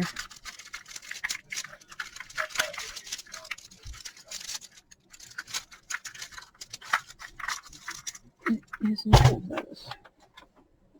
Let's try this one. Yes, I am a paintbrush hoarder. Where are you? Huh. Nope, it's none of those either.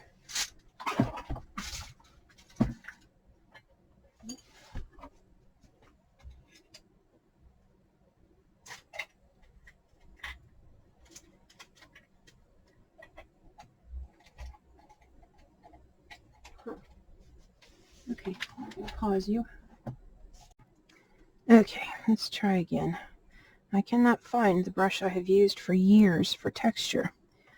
It just disappeared. So I'm going to try and use this one.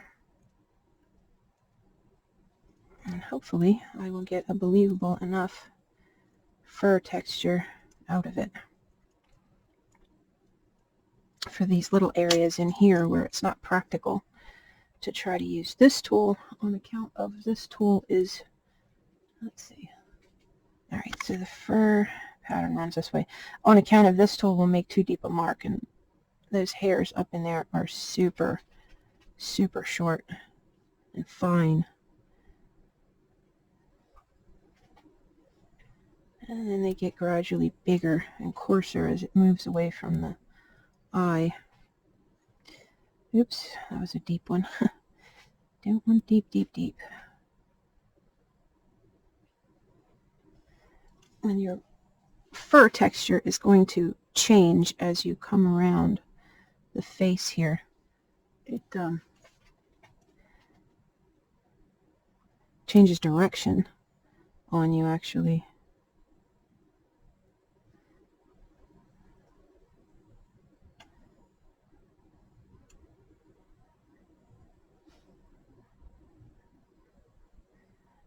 I had made a wire tool at one point where I took a bunch of that real hard steel wire that I have, and I laid them out straight, I think 8 or 10 of them, and then I used a soldering iron and soldered them together into a long line.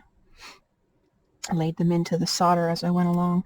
Worked for a while, and then it fell apart on me, sadly. All right, and it changes and starts running back over here towards the neck a little bit.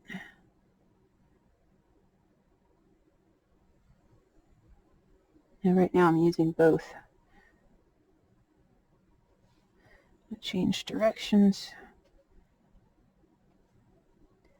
And I actually want to bring some up here where the fur is going to, or this edge rather, is going to meet up with the fur, the actual fur. Bring that up a little, make it a little taller.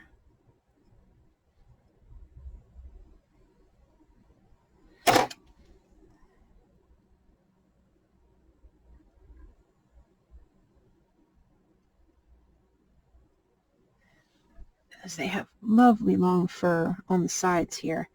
And if I do this right, I will have tufts of the actual fabric-y fur, which is synthetic that I'm using, so I guess it's even like a plasticky nylon type of material they make them out of.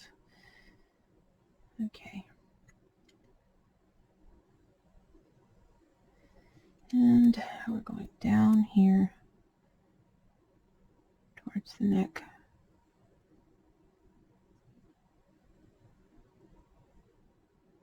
And here.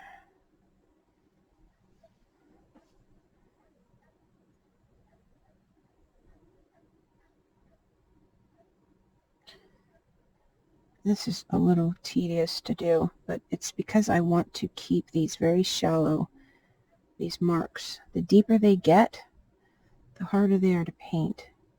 Now you can like do a wash with really thin paint, which does make it easier to get in here. I think this brush here will do, because this has a real prickly kind of look to the fur here because it's so short around the mouth. I might be able to get that with this brush.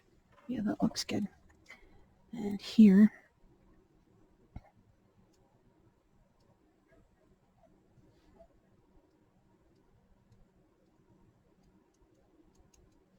as well.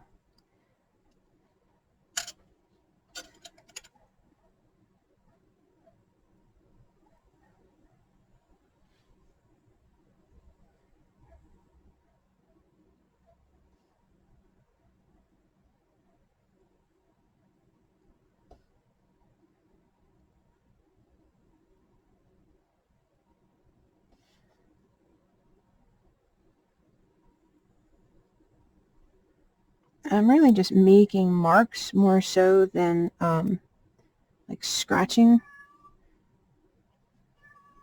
hear my cat out there calling. She wants to come in.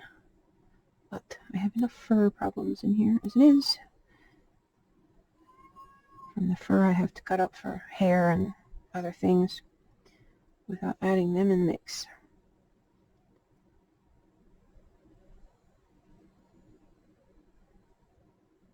Plus they like to knock things over. Not a good idea. That was rather funny the day they tried to drink my paint water.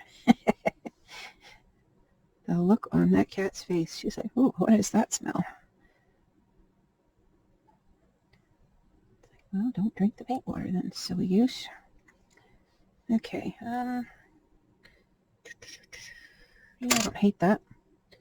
Okay, I'm going to work on this nose a teensy-weensy bit.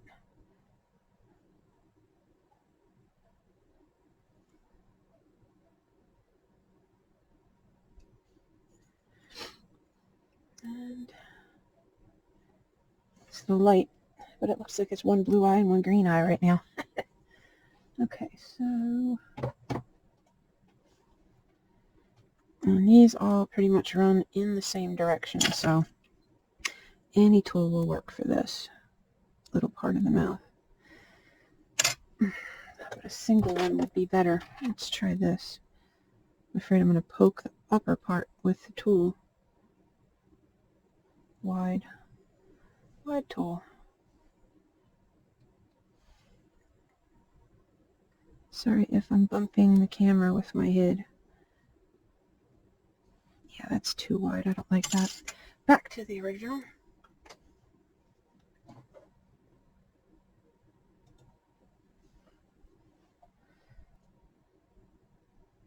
Smaller marks.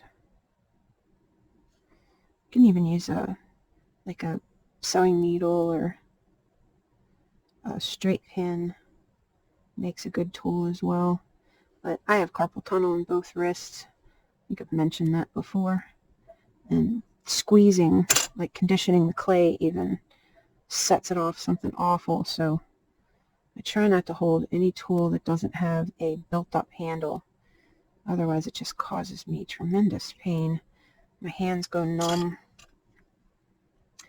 And I just let go of things, which I still don't understand what that is about.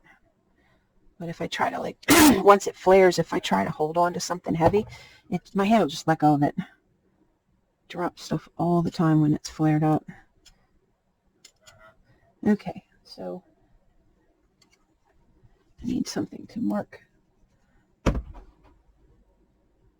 I have to edit a little bit of background noise out. Silence is not something I have in my house. 4 adults living here, myself, my husband, and 2 kids. Well, they're grown, but they still live at home. With COVID and all of that, it was like, yeah, no, just stay. It's okay. Okay, so I'm pretty happy with the look of that. And I need to reestablish that little joint here. So set it down for a second. Well, actually, as long as I have this started like that, I need to make sure there is enough clay here. I'll just do it now.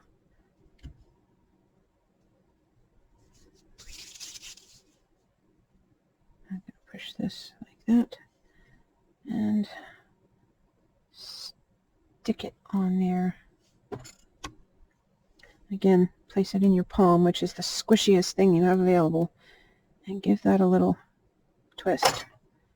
There's my neck.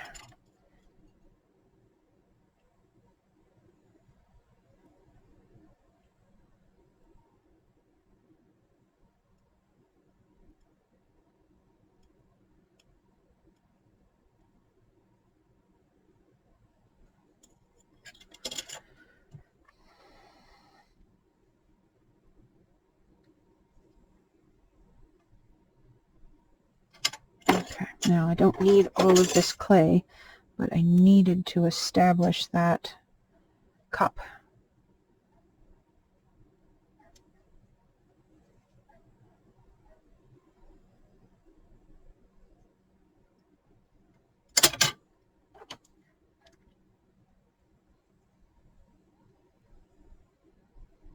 Okay, and I will add the ears after. Again, I don't want him to look like he's scowling. So I'm going to try to open that eye back up a little bit. Okay, I probably did that when I was doing the hair texture. Oops, and I just flattened it out with the brush.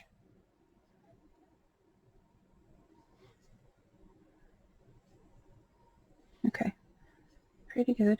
Just look it over. If you see any spot that looks like it's lacking, give it a few more little taps. Let's just go to that one so we can see. I think that looks pretty good.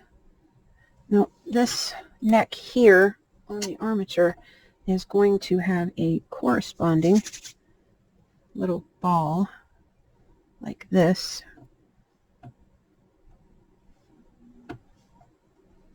That neck will sit on. So actually might want to get a bigger. Okay, is that bigger?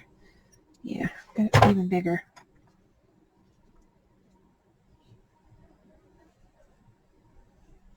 You can see that right there. Now once this is baked and I'm content with it, I am going to add some fur texture here. Once it's baked, like I said, and I'm content with it, I will take and make that neck joint to fit right into this. I'm only texturing this just in case it shows, which it shouldn't, but this neck will also give me a place to attach the fur. Oh, which reminds me. Hold on, let me think this through. The body is going to come up. The body is going to attach to the neck part, but not this part, or the head's not going to rotate.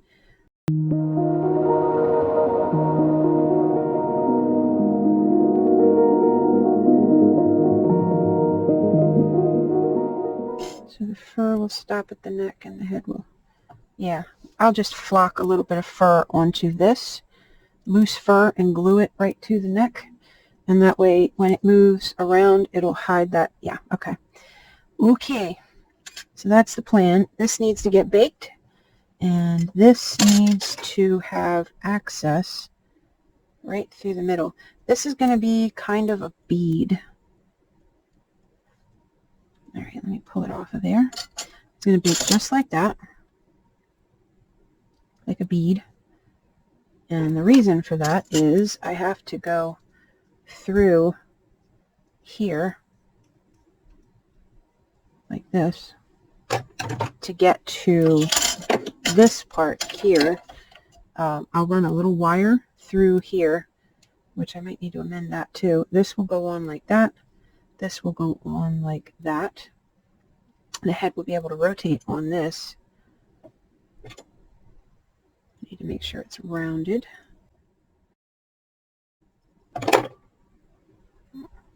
I'll probably glue it up a little bit. I'll put some hot glue under here to elevate it once I install the bead.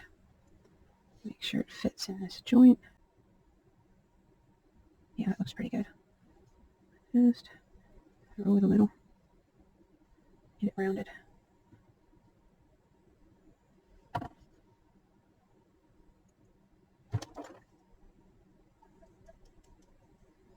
Okay, so there's my little neck bead and the socket.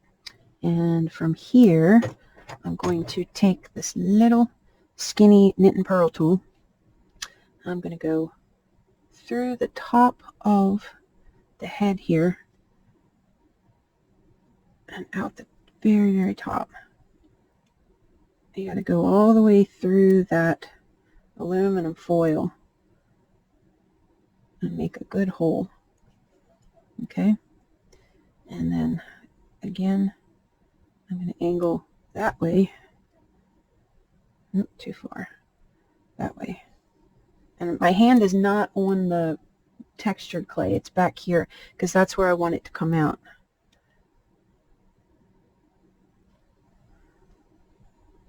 Okay, now I have 2 holes.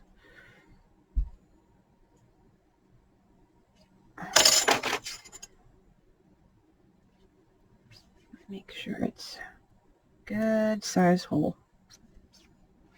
And it goes all the way through. If you look through the head, through that hole, you should be able to see the light on the other side. And you want to make sure that that hole is well established.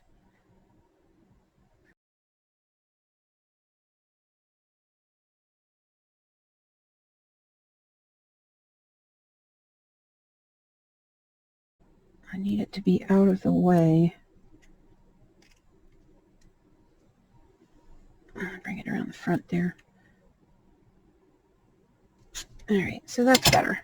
So this will work the way I was hoping initially. And you can see down in there, let me make that hole bigger. So I will be able to see later. Yep. Okay, now you can see where I can look down in that hole and see the wire. And my wire will just fish right into it like it's the hook in the bottom. And that's what it'll attach to. And then if I want to, I can come up from it and then tie my knot up here with the wire. Or you can use elastic, or you can use whatever kind of material you want in there. Make that hole bigger from the top. Go carefully because you've got aluminum foil in there already. And if you move things around too much, it will make the second part more difficult. Okay, so these are going to bake, and I will be back.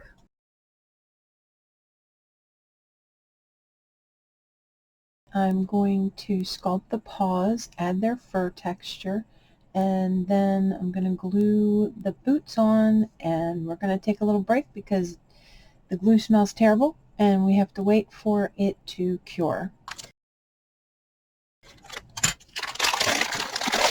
Okay. This clay was pre-conditioned, but it was about a week ago. But you can see once you get that initial conditioning done, it's much easier to deal with. Just a small amount of compression and it's ready to go.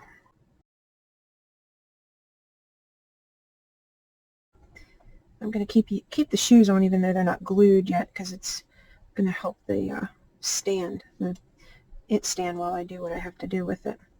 Okay, so we're just going to grab some clay and I'm going to wing this. I'm just going to insert this right on into there like that. And I don't want it to have really, really long arms, so I want to get it on there about like that. Let's try to get an equal. Come on, shoe. Stay in your hole. I'll put the E6000 on there later and let that set up before I start putting the fur on the body. Because it's so tiny, I'll just hand sew the whole body suit. We shall see. Looks about the same. Maybe a little too much. Set that aside. Now you got to watch with this wire. It will want to spread out. So give it a little twist.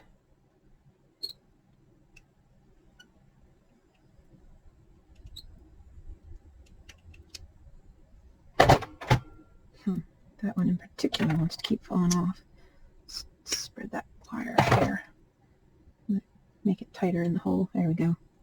All right, now stick that on there like that. I don't want it to come all the way to the end, but I do want to make sure the arms will be about the same length. And this one's going to end up anthropomorphic because this this cat does human things in her illustrations, so it is going to have a little bit different proportions than a regular cat would, unlike the other characters, so that it can sit the way she had made it look in the pictures. Okay, so we're going to do similar to the other one. Cat's paws are... Okay, now cat paws are really similar looking to the dog's paw, with the exception that the pad on the cat goes on a curve up towards the toe pads, little toe beans, and then it comes around like this, and it dots in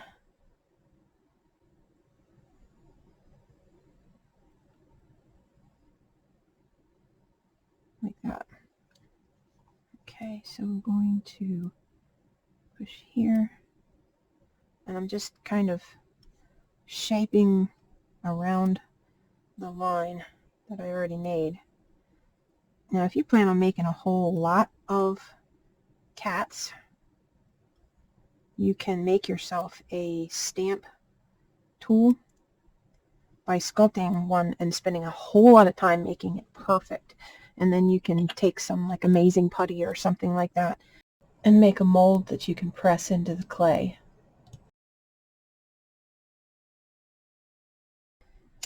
Alright, and then we have 4 little toe beans.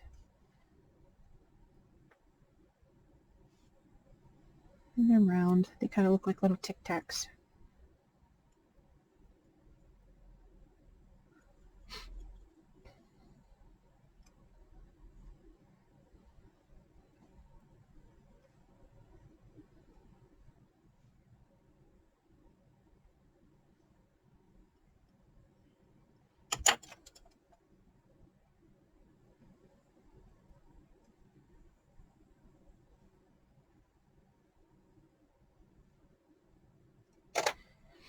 And this also has, which I probably could use the brush to do, there's kind of a bevel here. Some people say if you look at the cat's paw upside down, it sort of looks like a teddy bear all hunched over. Okay. And cats will have little claws as well, so I will be making some of those and inserting them. Although they're not as big as the dog's claws, they're retracted most of the time, so maybe I won't add them. They'll be very, very thin, and there's not really a reason for them to be there. If she wants to add them for a photograph, there is a way. You just take a hot glue gun and just touch the tip of the hot glue gun to the tip of the nail and then draw it away. And it'll leave a visible point, which will look like a claw. And you can repeat that for each nail, and then when you're done, you just pop them off.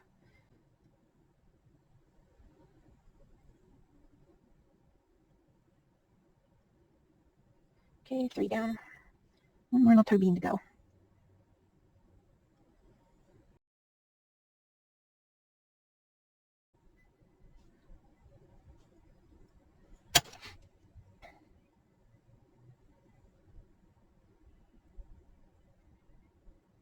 Okay, there is a noticeable divot between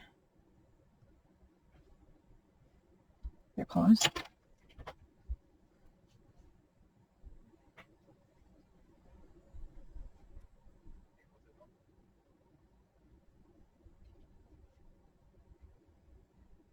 So there's that. Clean this front edge up.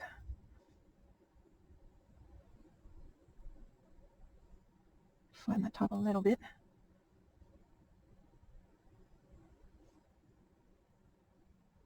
Okay. This toe, this little bean is too big, so give it a little more space between them. Make it smaller. And the brush works very nicely to help shape the little bumps. Sorry, I'm working with very little light here because I'm trying not to have that harsh white glare that has made so many other videos blurry.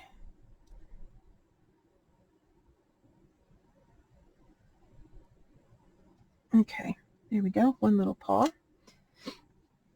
And I'm going to trim some of that off because I think I want more of the arm furry than that. Just trying to make sure that that mitten isn't going to fall off when this is being posed.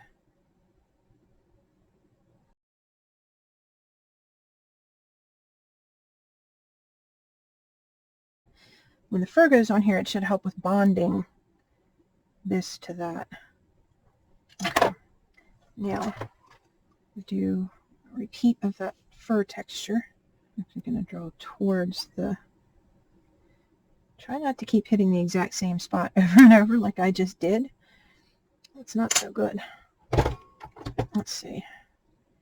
Can I soften the... Yeah, there we go. Okay. That one line was just too deep. That was going to be one of those really hard to fill with paint sort of things. And this cat is going to be your traditional gray Maine Coon.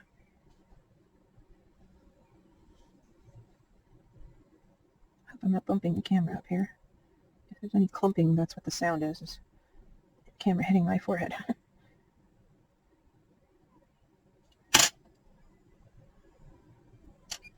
Need to deepen that so it remains visible.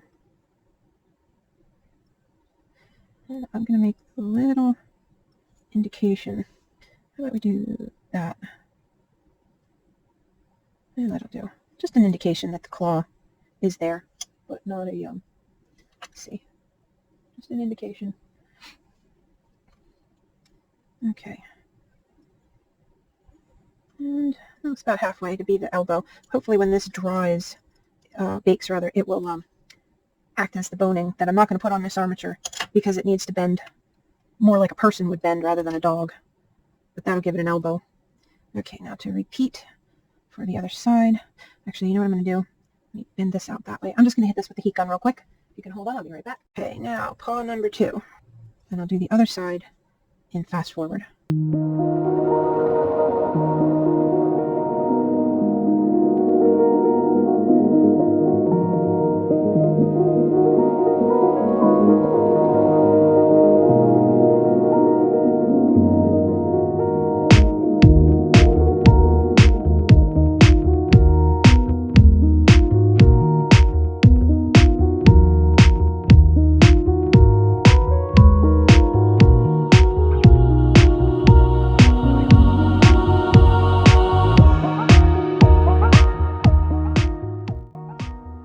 Make our little divide line here, and here, and here. Okay, and my little stylus.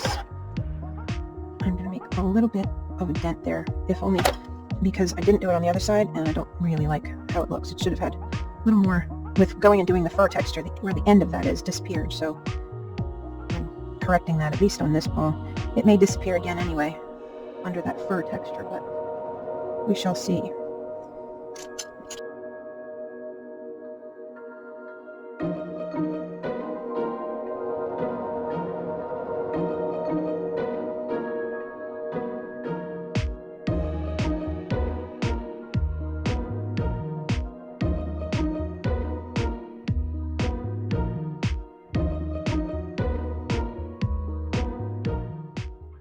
Luckily, I realized this one, I had not finished the texture on one side of the paw. I realized it before I hit it with the heat gun. Otherwise, I'd have had a lot of annoying work to do with the X-Acto blade to make those cuts into the clay, the baked clay. And this stuff has such a rubbery consistency once it's baked, especially when you heat it with the heating iron, or the heat gun rather. I don't know if you can hear. That's through the oven, and this is more of a plasticky sound, but they're both quite strong. I mean, I can't even imagine back in the day doing that with Pro Sculpt or Sculpey or any of those. this stuff has just changed. And see, here's that thing where I was talking about tools. It doesn't matter what the tool is. You can use any tool to do a job as long as it has a similar edge on it, or similar shape or texture, whatever the job is you want to get done. It doesn't require a specific tool.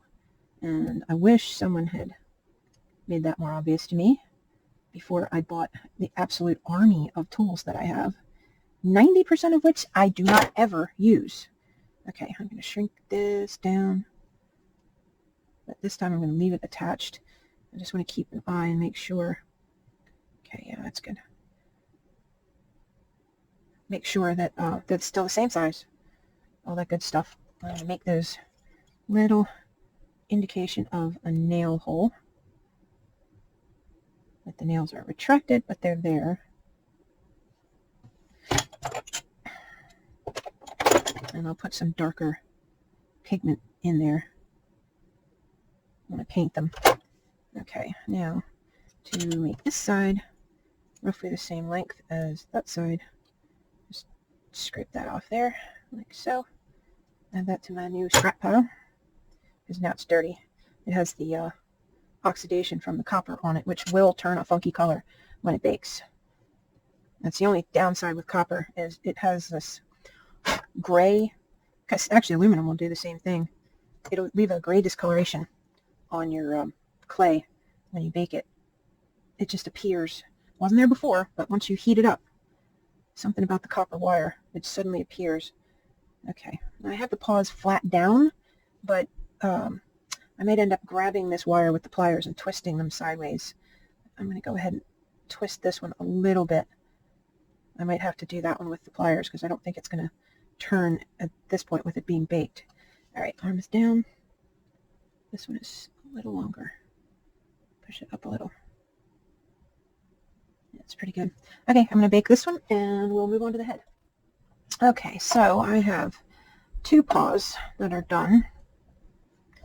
The clay has now cooled. It is time to glue the boots on, I think.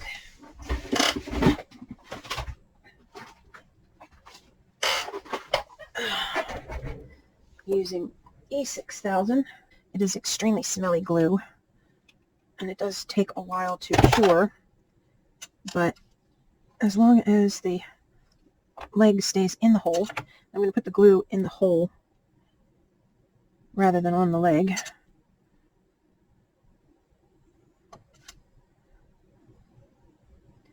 Hopefully that, the only thing is it's hard to tell how much is coming out that way, but sometimes when you put the cap back on they get really tight. You can just grab a pair of pliers, grab those threads. You probably just saw me do that, but I thought I'd point it out. All right, make sure you put them back on the way you took them off, so you don't have your left boot on your right leg. All right. Try to get them so it's standing straight up and down, and you don't want them pigeon-toed, but you don't want them cocked out to the sides either. Make sure your armature is square. Okay, and if it's trying to slump, which this one's doing, you can grab a couple of somethings and try to stack them to make it stand even, like I'm doing here. See if this camera can pick up what I'm doing, so that it's straight up and down and both legs are like that. And we're going to let that sit for a while and cure. Yeah, we're going to let that sit for a while and cure. Clear the room because it's awfully smelly stuff, and then we'll come back again.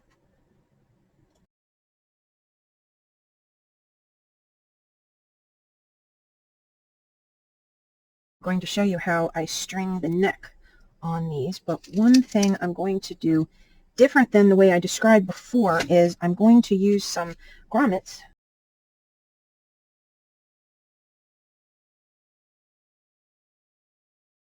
So I'm just going to grab 2 of these small little grommets here, and I'm going to make these holes a little bit bigger to accommodate them.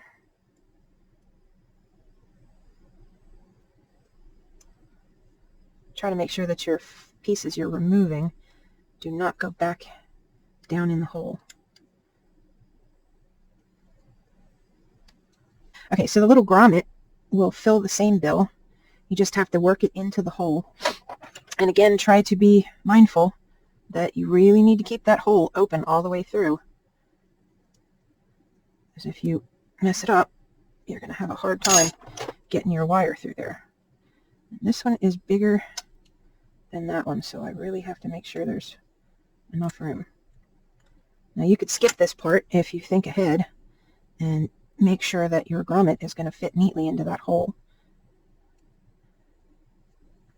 Okay, still not enough, but everything is fixable. What the grommet will do is it will reinforce the edge of the polymer clay here so that if you're using wire or not, I'm going to actually use this, let's see, thermally bonded bead weaving thread. It is unbelievably hard to cut. It's next to impossible to break. I've been using it for years for this purpose. And then I'm using elastic cord, which is, this one is from Beadalon, or however you say that, which puts just a little bit of extra tension. This ties it on quite permanently, and then this puts a little tension on the line. All right, it wasn't far off, so I shouldn't need to remove too much more. But the grommet will keep the tension that those are putting on the hole from cracking your edge and breaking this section in between here, which is what the metal would do. But I don't have the metal, so I'm winging it here with what I do have. So I have a whole tray, great big container full of grommets, and I don't really use them for anything else, so it makes perfect sense to use them for this job anytime I need to. Hold on. The foil got caught and it's trying to clog the hole. Can't have that. Okay, smooth that out again. Try the grommet in the hole. Almost. A little bit more. Keep that foil out of the way, even if you have to cut it and remove it. And if you had to, you could pull it out of the head completely. You just have to make one or the other of these holes bigger, but it's not really necessary. You don't need a ton of tension because it's not a very big head. And the only thing that the tension is holding on is the head. There we go. Now, just because I don't want them to slip out at any point, if the doll should ever come apart and need to be restrung, which I've never had happen doing them this way in all the years I've been doing them. Little tip, if you stick it on a metal tool, you can use that metal tool to hold it still while you spread the glue. And don't use too much or it'll be all over the place. And you really don't want that. But you can stick it on your little metal tool, and then when you go back in the hole, it won't get lost or knock the foil around. Just pop that in there. Oh, don't you dip. Don't you drip on there. No, no, no. I don't need you all over my table. Okay. Well, that means that one's no more good now. Now I've got a fair bit of glue under the cap here, don't I? Oh well, can't be helped. And repeat for the other one. It's just, you don't really want to get this adhesive on your hands if you can help it. So, one, it stinks, and two, it dries your skin out really bad. Okay, and also remember to remove it from your tools when you're done. Just slide it down. Go ahead and push it in the hole. There you go. Nicely done. Wipe this off. Okay, now the neck is like a little bead. It will pop right off, which will make things a little bit easier. And you're going to want 2 lengths of this. And what I usually do is about almost double the height of whatever my figure is. Then I usually have enough. And cut both ends. And then you'll want at least 1 length of this. That is also a little more than double the length of your doll's height. So that stuff's hard to cut. Again, this is your tension, and this makes sure that it doesn't fall off if those break, which there's 2 of them, so odds are it will not break. Haven't had it happen yet. They're pretty durable. Okay. Now what I'm going to do is put it through here. This is my anchor. And then I'm going to put all of them through here. But I want to try to keep them separated. So the left side is the left side, the right side is the right side. Sometimes easier said than done. It's a pretty big neck hole, so not that hard. Okay, I'll see who is who. Hold on. Definitely don't want them tangled on each other. So I'm going to put this bead down on the neck here. There's a particular way it goes. That is not it. Is that it? That's it. Okay, now I can see the left versus the right. And you go on that side. Yeah, you can see where they come out on both sides. Okay, like that under there, just to keep it out of the way. And I'm going to go ahead and try to get these two about the same length on both sides. Yeah. Now what you got to do is get it through the head. Sometimes easier said than done. You can use a piece of wire, like a needle, if it wants to be difficult. I can see I'm going to let go of that in a minute. I'm going to need to make this neck hole bigger just so I can see, and just carefully cut, because you don't want to disturb the aluminum foil, like same as the top hole. You also don't want to make that hole too big.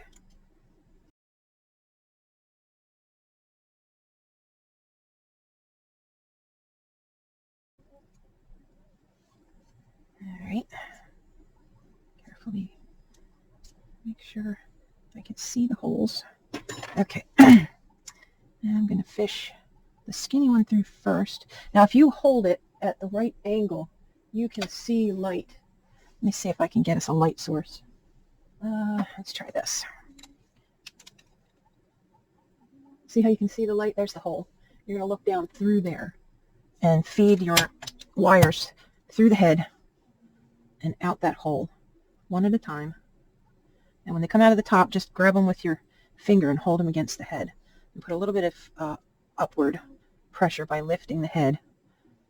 And that'll keep it at the bottom of the hole, if that makes sense, so that you can fish the next one in above it and still see through the hole. A little fiddly, but it goes. Come on, nope. Go that way. That way. Go through the right hole. And if it wants to be really annoying, spin it. Spin the little piece of wire. Okay, now a hemostat, which I just had one, hold on. A hemostat is your third hand here. And just click it on there, and it'll hold that while you do the next set. And again, do the skinny one first, because once the other ones are in there, it's harder to see. And it is kind of a wimpy sort of material. And if it catches on anything, it won't go through. Okay, there's one.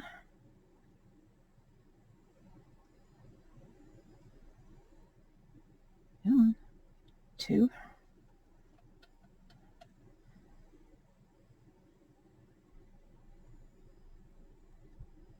And 3. Okay. Got them. And this will be hidden underneath of the fur. You won't even see this. Okay, so what I want to do is separate these.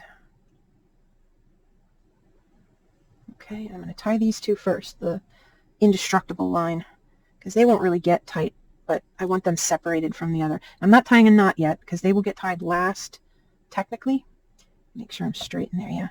And now I'm going to put tension on these. Make sure, give it a little tug and feel which one moves on the other side, because that's the two you want to tie together.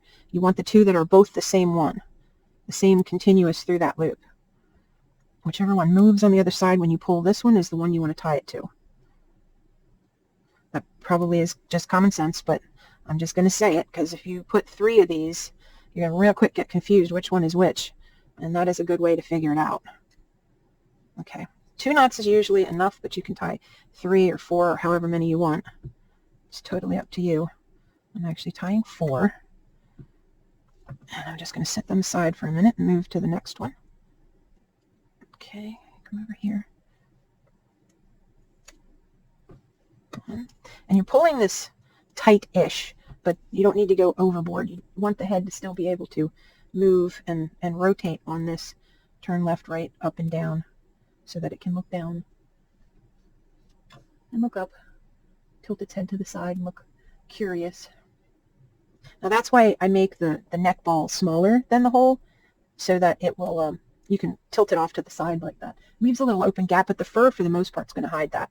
And make sure that when you put the fur on the neck, which we'll get to next, that you stop the fur here, but then put a little bit of fur up here, and we're going to cut it off the fabric and glue it to the neck so that this fur visually overlaps this gap right here. So if you want to tilt the neck, you have room before it hits the fabric. So you get as much mobility as possible out of it. Okay, tie one more. And that makes 4. Now, if you pull this towards the side and pull, oh, hold on, it's got this white thing tied in there. I don't want that. Nope, release. Sugar. Yeah, there we go. Ooh, I almost pulled it through. That would have been bad. Okay, pull this one this way. Remember, it's a loop, so it's pulling it aside. Then you can take and snip these off and use your tweezers and aim them down that hole, and they disappear. Oops.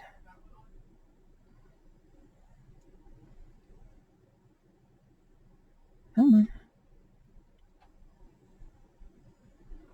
You can even push that knot down in there if you want to. Just gets it out of the way so it's not interfering with getting the fur on or anything else. And if this ever broke, it's pretty easy to fix. You just peel back the fur and you'll have immediate access to these again. The whole head will come off the same way, and fixing it is easy. So if it ever comes off, your customer says, hey, the doll's head came off during posing, it's like, no problem, I can fix it. It's easy to fix. You could even walk them through fixing it. It's not hard. You just have to probably send them the cord that they would need to do it. And now that I've made this video, I can say, I can tell you how to fix it. Just watch this video, and I'll give you the cord that you need to do it. But the only reason it would ever come undone is really, really rough moving of the head. Okay, now this, we're just going to tie it as tight as it wants to be. And it, like I said, is just here in case that elastic cording ever broke or gets loose. This won't allow it to get but so loose. This will help keep that tension as well. And I tie about 6 or 8 knots in that stuff, and then I shorten it to about a 1/2 inch to 1 inch depending on the size of the head. It's not easy to cut. And then I glue it down. Sorry, I really need to go buy a new bottle of this. Put some more acetone in it. I just glue it down. Smear the glue over top and make sure it stays. It's still too low. Crazy stuff. Okay, I'll just glue the whole thing down. Okay.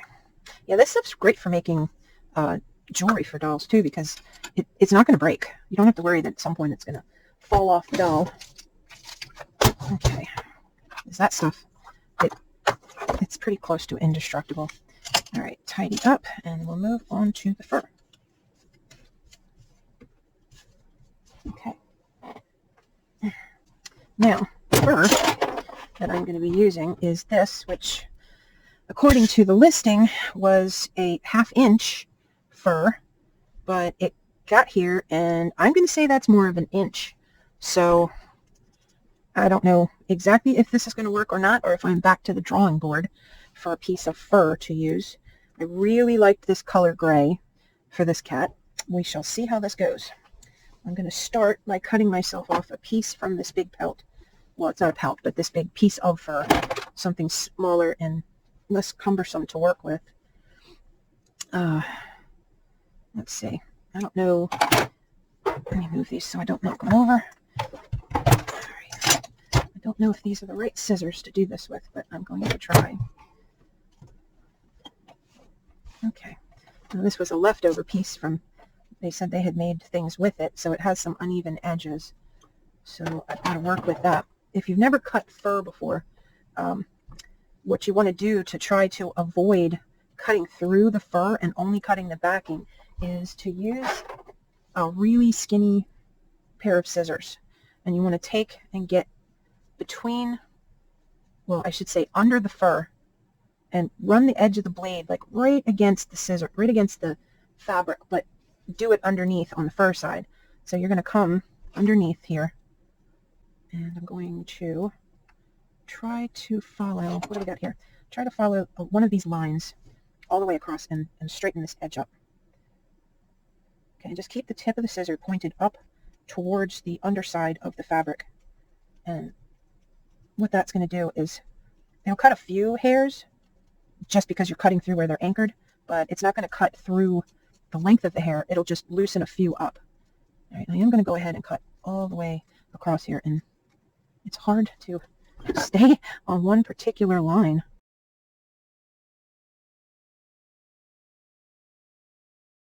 All right, now to figure out how much of this fur I'm going to need for the body.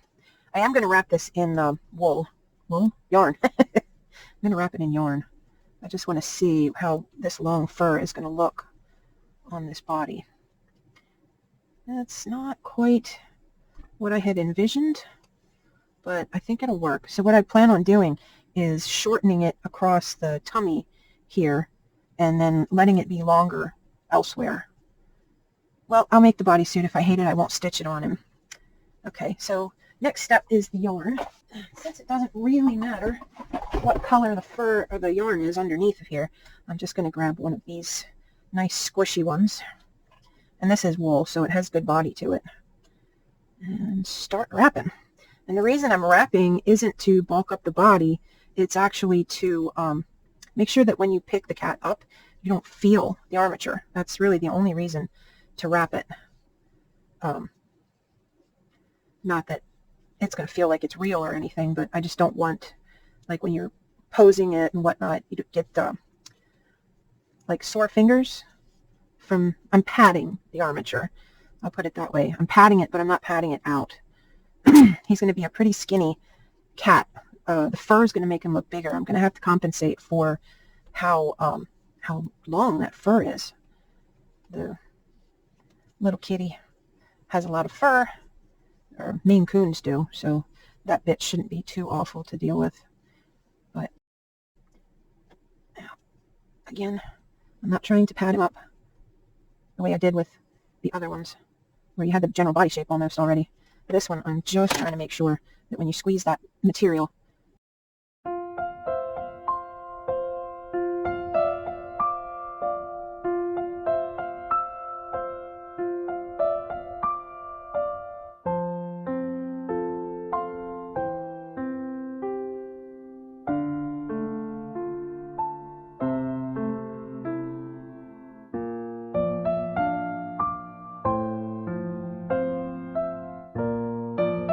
okay, so pattern.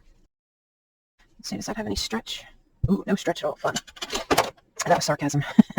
No stretch makes it, the pattern has to be much more precise. Okay, so I'm going to do this one a little bit different, I'm thinking. I think I'm going to bring this fur over the arm this way. Yeah, okay. So I'm going to need to cut that off right along there. So I'm going to want a straight edge.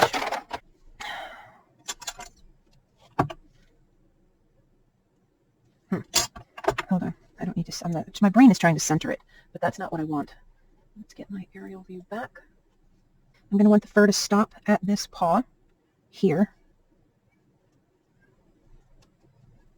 So it'll kind of be like that. I may have to shorten it. I'm not sure this fur is going to work yet. All right, I'm going to go up here, make a little snip, and just see what this is going to work out to look like.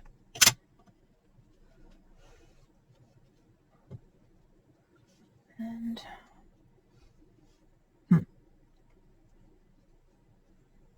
you are going to be a hairy booger, aren't you? And another snip here. The other side of the neck.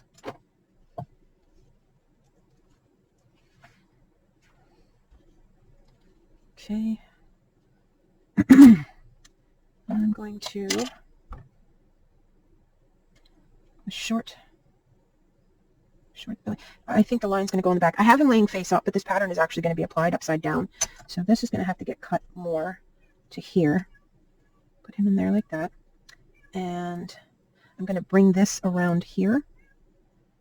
This is going to be enough. So I'll cut this here. And I'll cut this here. Yes. I'm thinking this through as I'm attempting to do it. Here's the middle. Here's the tail. And the top of the leg has to stop here. All right. So I'm going to need to cut it here, across to here. I have to cut up to here. This will probably be more than enough fur, so I'll have to cut that as well. And that sound you're hearing now is one of the cats trying to get me to come out of the bedroom. They don't like when I'm in here talking. When I'm silent, they think I'm asleep and they're quiet. But if I'm talking, that's cheating. And they want in, but they're not allowed in here because all they do is cause trouble. Knock things over, jump up on things they're not supposed to be on, including my bed, which pretty much leaves me unable to breathe. Okay, so that's that. And this is the arm across here. This is to the bottom of the leg. Right? Yeah. And I can go all the way across.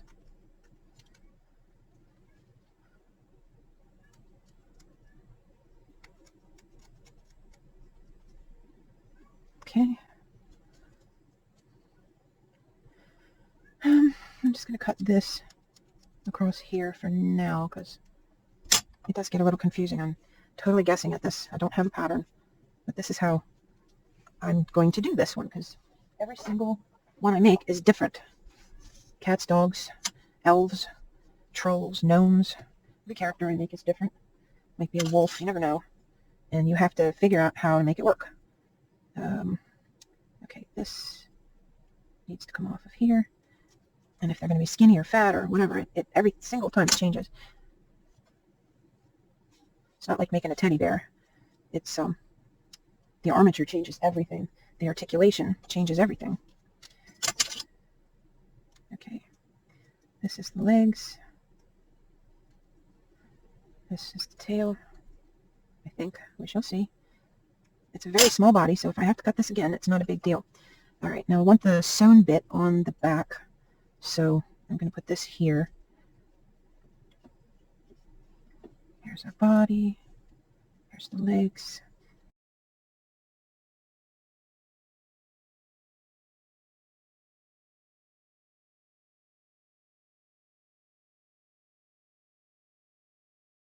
Okay, so the other fur is just not working out the way I was hoping, so that's pretty much a waste of time so far. So I'm cutting out a new pattern to try with this one and see how it goes. And again, it's not a pattern so much as it's my pattern, my very weird way of doing things. All right, I'm going to find my center here and take some of the material here away so it's not in the way for doing the neck. All right, I leave it there, so if I need it, it's still there, but it's not in the way. The head's going to go in here. The arm's going to come and wrap around like that. And I can see that this little body is just too skinny still, so I'm going to bulk it up a tiny bit. Just, see, the other fur was really long, and the fabric was really thick, the fabric that it's backed on. And I was afraid that if I bulked this body up too much, I was going to end up with a really fat cat that was not going to pose well. So I didn't bulk this up very much at all.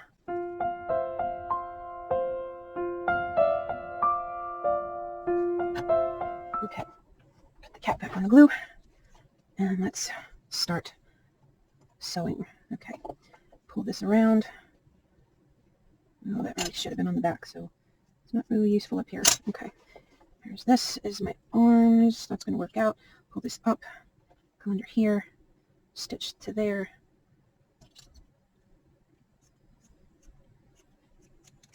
Yeah, we're good. This is going to be fine. Okay, and I'm going to start sewing. This section will be fast forwarded because otherwise this is going to be a ridiculously long video again. Very long, good. So we'll go through.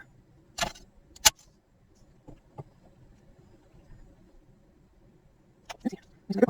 Okay.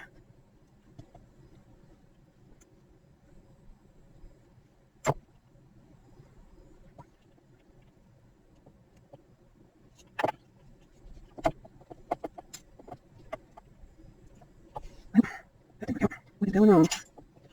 There it goes. Okay. Now, I need to cut this further. I'm not to the body yet. Okay. Grab a piece of this. Grab some from up here. Pull that in together nice and tight. Okay. Let's see. Okay.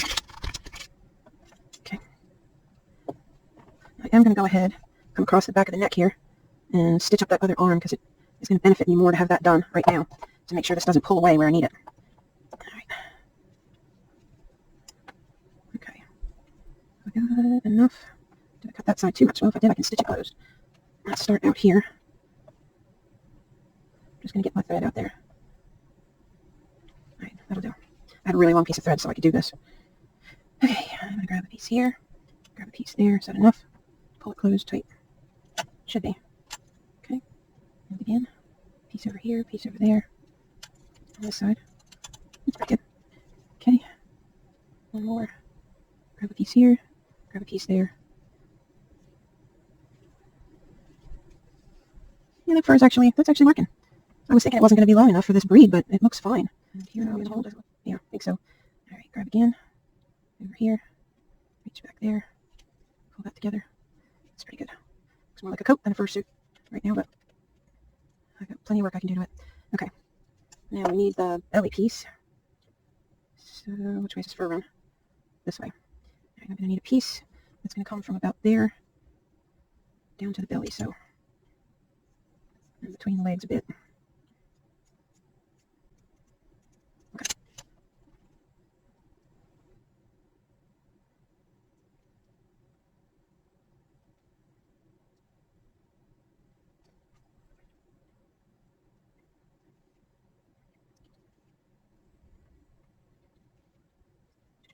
Okay.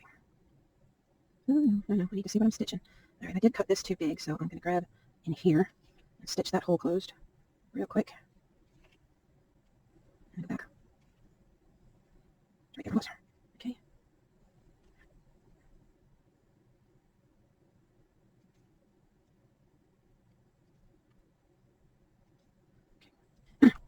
So now I'm going to take this little flap, the little corner piece, and go down between the legs here.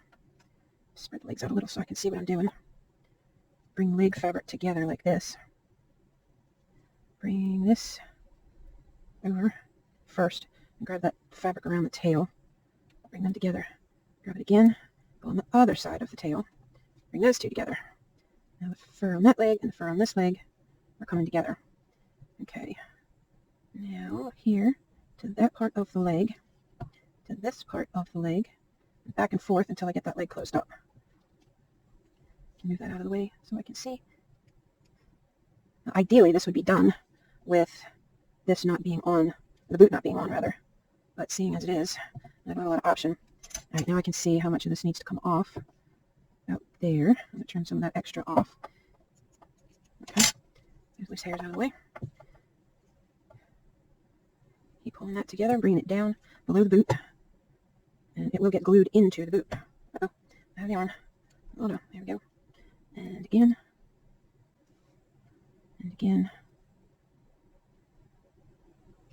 It's a little loose, so I'm going to do a little grab and pull there. And one last right on the edge. Okay, now that should tuck into that boot and have a nice full looking leg, even though it's mostly fur and fabric. How's that look? That looks pretty good. I can live with that. I like it. Uh-oh. Grab the hand again. Little paw. You tying that? No, just looked like it. Okay, so move down the leg again. Oopsie. And back down here and across to the other side. And I will come back with the long gray fur and put the long gray fur on the tail because they have big bushy tails and that will be perfect for that.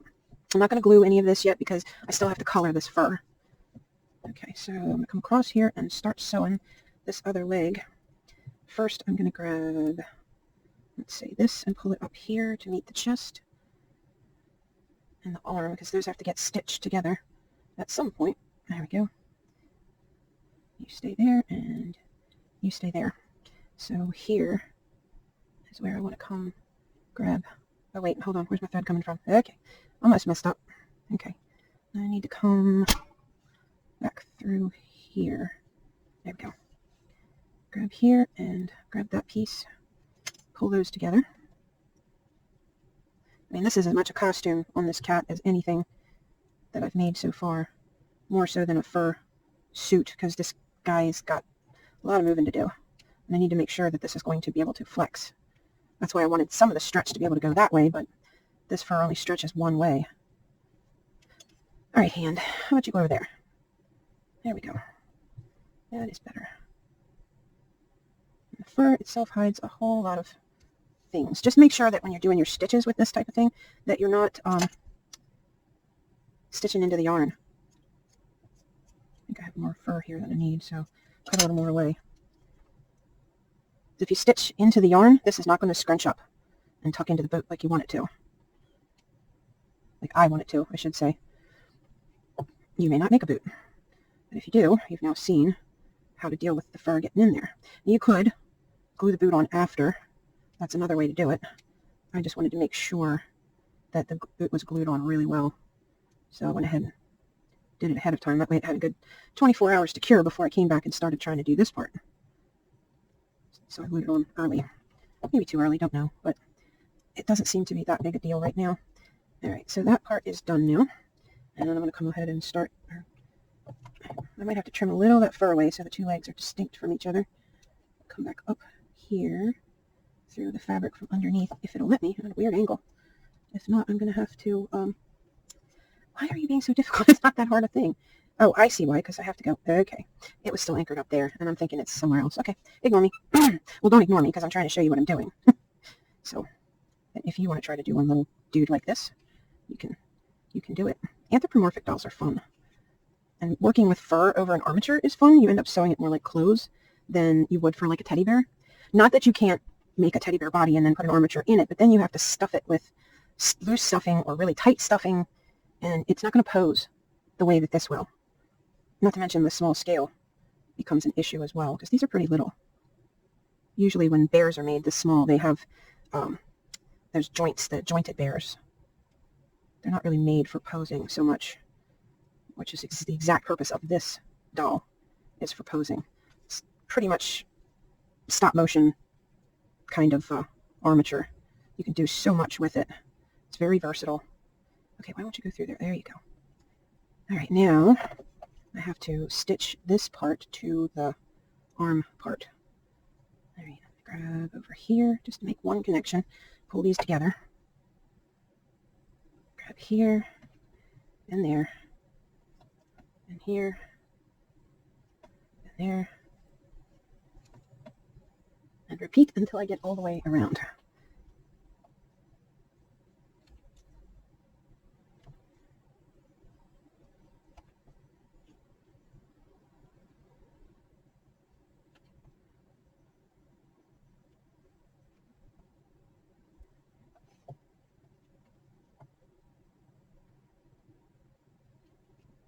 Okay, and one.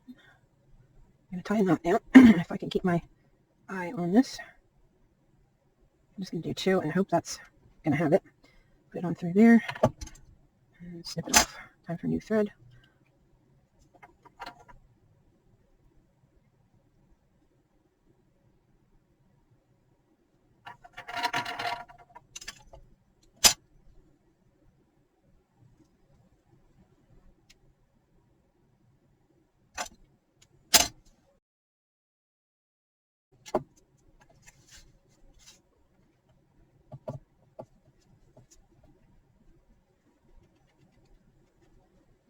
Okay, and you. All right, where's the end of that? There it is.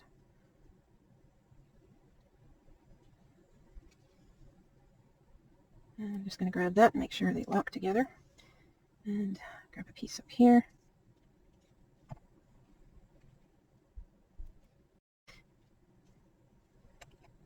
Okay, now for the gray fur. We're going to need a piece to go all the way around the neck. And I want the fur going that way, so let's have at it. And it's only got to fill in around the neck here and on the back, And then on the front, it's going to be a V. So how big a V do I need? V needs to be about like that. Okay, so let's say here. Nope, hold on. It's not showing.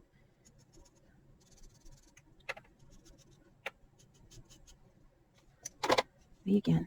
Yeah, okay, I think that's going to be it. And this part, I am trying to be really careful to make sure that I am right against this fabric and that I'm not removing any of the long fur from this, because I need it to do a whole lot of coverage for me. Okay, now let's do a little dry fit here. Now this fur is only going to cover this part of his neck where the ball is. It's not going to cover any higher than that. And then I'm going to cut another piece that is going to attach to, where am I? That's going to attach to this part of the head. This part is going to stay below the joint so that the head will still rotate just fine. Okay, and then this back here, I didn't know exactly how long it was going to need to be, so I didn't cut it ahead of time. Okay, that's pretty good. This is going to be adorable. It may even be too big. I might be able to reduce that a little bit more and then not have to trim the fur at all. How much did that take off?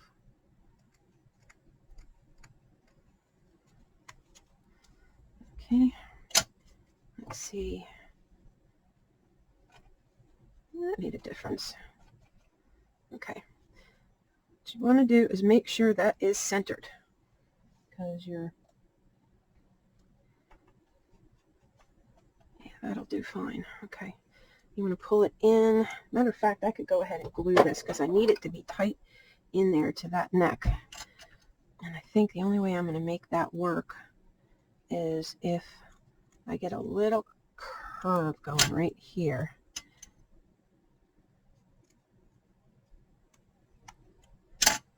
Get rid of some of that. All right, I need you to get tight in there. Yep, that'll do. Here comes the glue.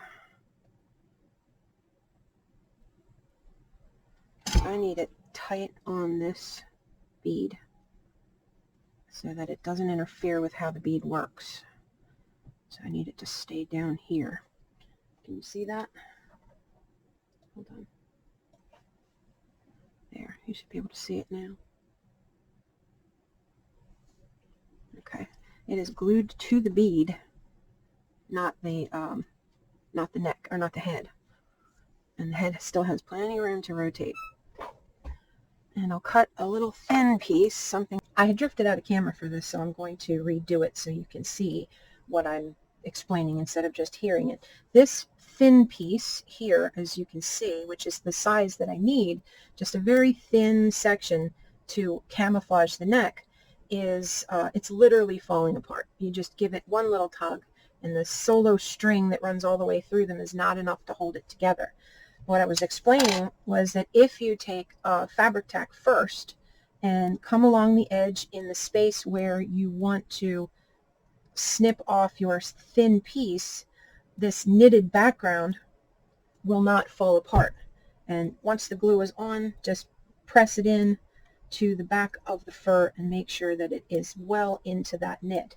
Then you can take your scissors, and again, you want the edge of the scissor to be right against that knit material, and you can, so you're not cutting the hairs but just the fabric, and just slide it across underneath of the piece you're cutting.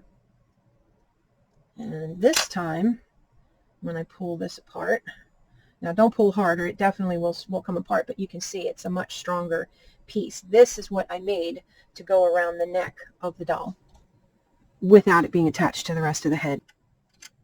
Oopsie, stop grabbing the feet. I'm just stitching this down. I don't want to use glue because that'll make everything stiff. I mean, you could just glue it down. That would be fine, I guess. But usually you can feel the glue through the fabric. It's stiff and not as appealing feeling as just sewing it.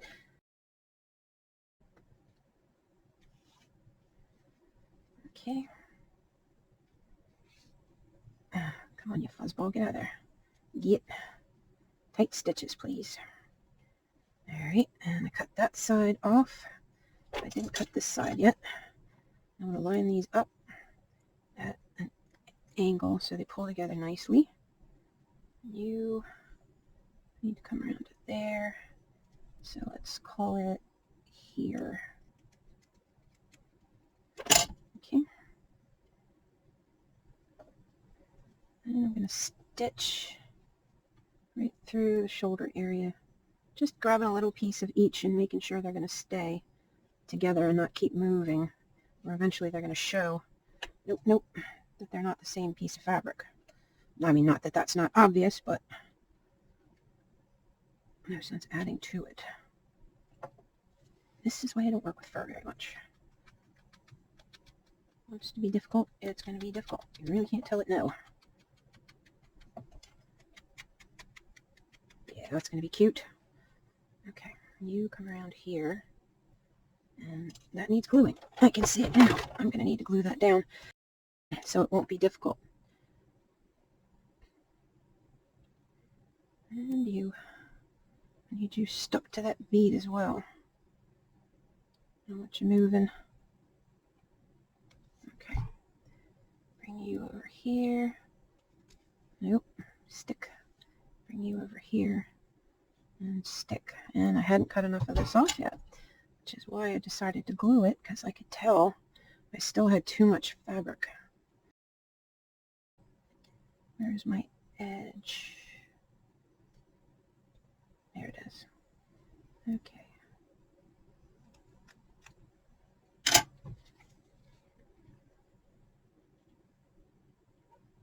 And I'm just going to glue this, much as I don't like the idea, because it's being really annoying. I need to get it down and away from there as quick as possible before the glue dries. Okay, speaking of glue, get out of there. Okay, stick. Alright, I'm just going to hold that for a second while the glue sits up, or sets up, I mean. I don't want it interfering with that neck joint at all. Its mobility is important. So I'm going to keep pushing it away as the glue starts to set up. There needs to be enough of that exposed. And that glue is even too close. Go away. So that the head can do what the head has to do. Alright, none of these are going to be useful. I think they're too small. Alright. Take a new piece off of there. Okay, now I'm probably not going to need to sew that now on account of the glue. So I'll just end this thread here. Tie a little knot wherever that was. There it was. No, good thing I came back. There was still a gap I hadn't closed yet. Oh, I forgot. I have glue on there. Okay, grab.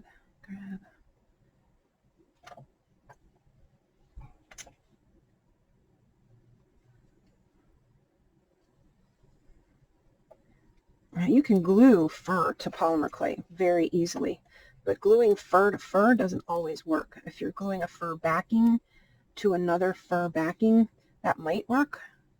But from what I've seen so far, just trying to glue two pieces of fur together, it doesn't hold very long. You definitely end up with things coming apart, so it's not worth trying to hold things together just with glue, especially if it's got any kind of tension that's going to be placed on it, like, I don't know, moving the doll, posing it, or having it do something. And are we all closed up yet? Pretty good. This, yeah, okay, so that's closed. And I'll use this.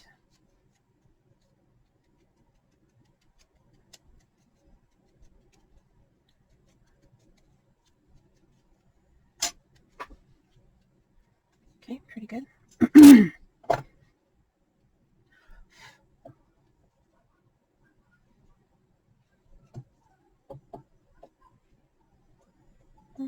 2. Of course it did. Come on, come out of there. Okay. That aside. All right, next step is the neck. I need to get a piece of fur that is going to go around the base of the neck here to cover this gap, and then another piece will cover the whole rest of the upper part of the head. Okay, so I need this edge here, but I'm going to have to cut it really thin.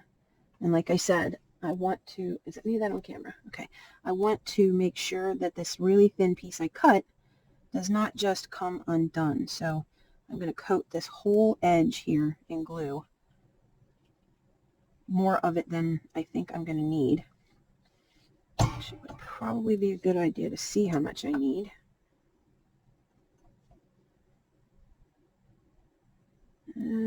About that. Let's see, from there to, I was right on track. Okay.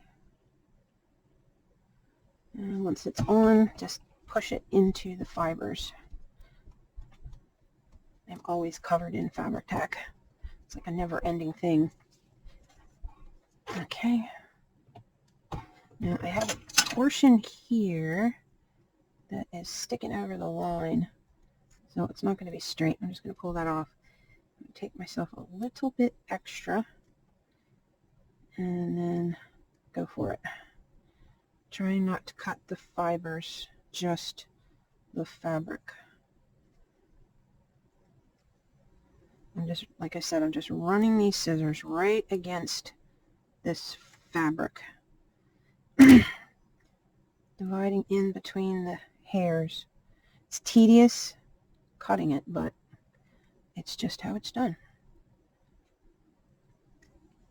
Found that in a Making Teddy Bears book that I had picked up at a yard sale, how to cut the fur.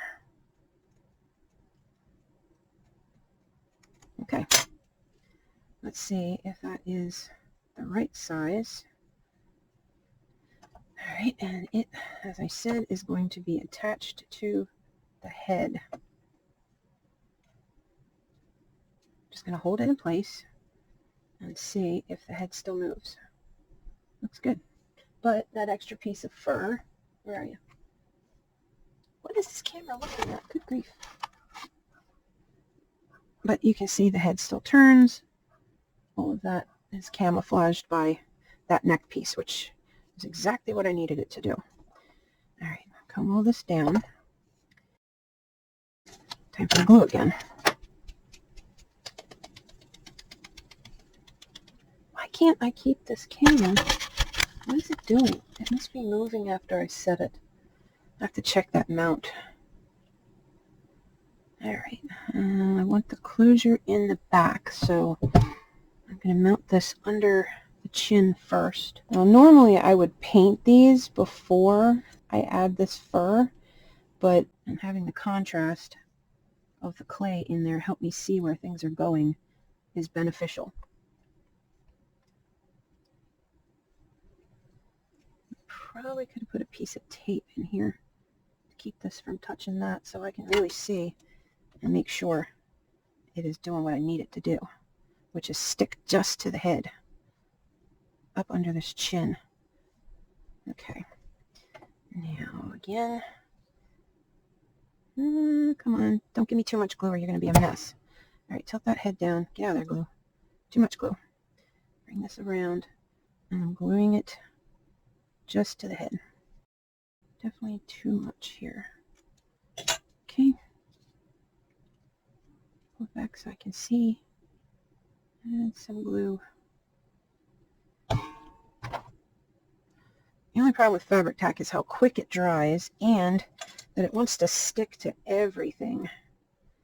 So you have to keep arguing with it in this stage. You don't want to have it sticking to the fur on the other part. When I make marionettes, I do the same thing. The little tiny wolf marionette, his little head was articulated as well. The 3 bears, same thing. The articulation happened without the glue getting in the way. And that's because I did it this way.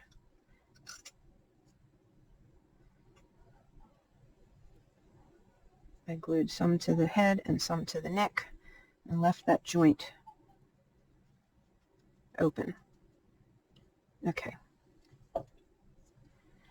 Now, before I move further, I have to decide how I'm going to tackle these ears. Should I could do it this way. I could glue this like this. That's a thought. And do 2 halves of the head. Come in with another similar sized piece.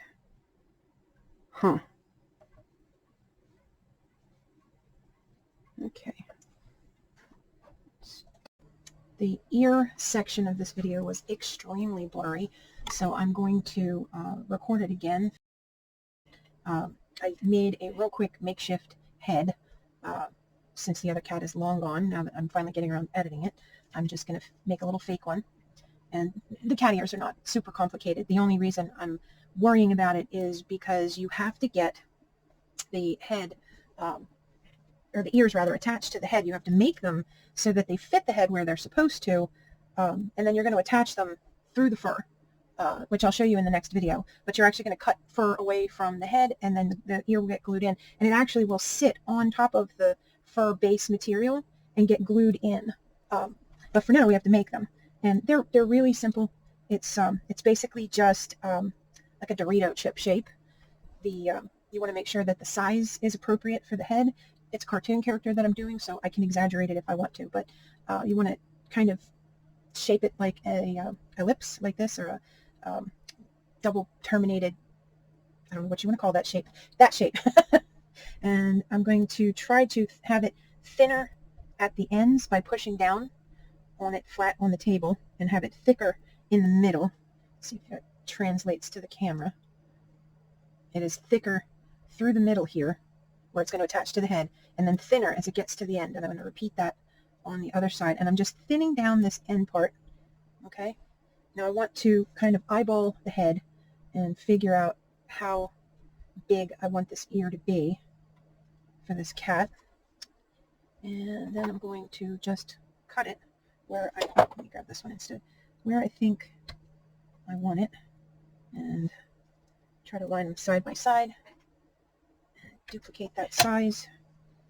Now, on the other video, the head's already baked long before I get to this part. This part is actually currently soft clay because I just threw it together.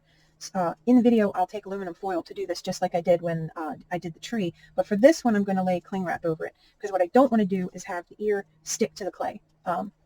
Okay, so you're going to take, and I'm going to do a dry fit and stick this ear on and see if I like the size of it.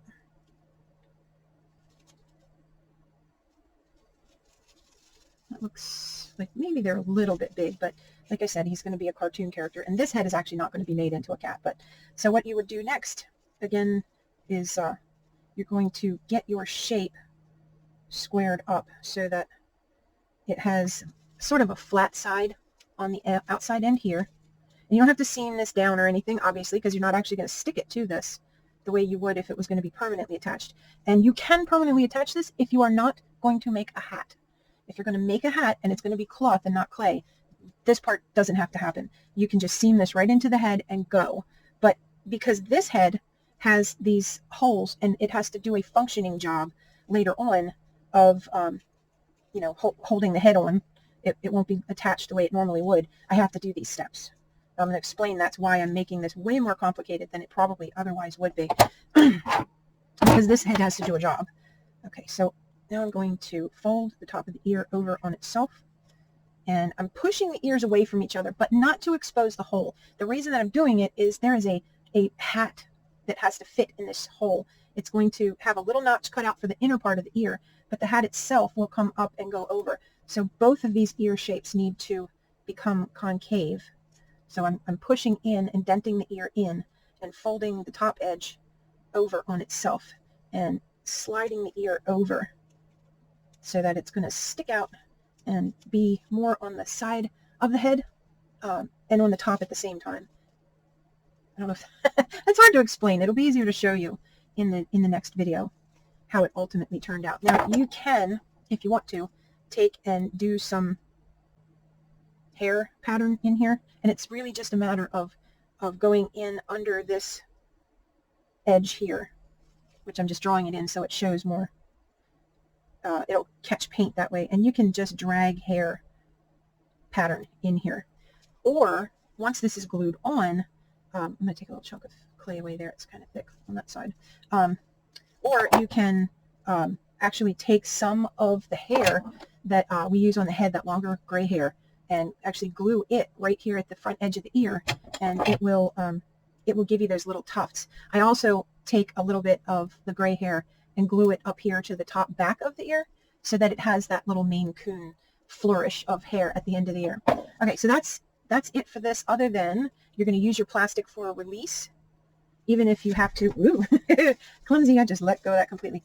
Even if you have to peel this off your little head and use it to help separate the two without changing the shape of it.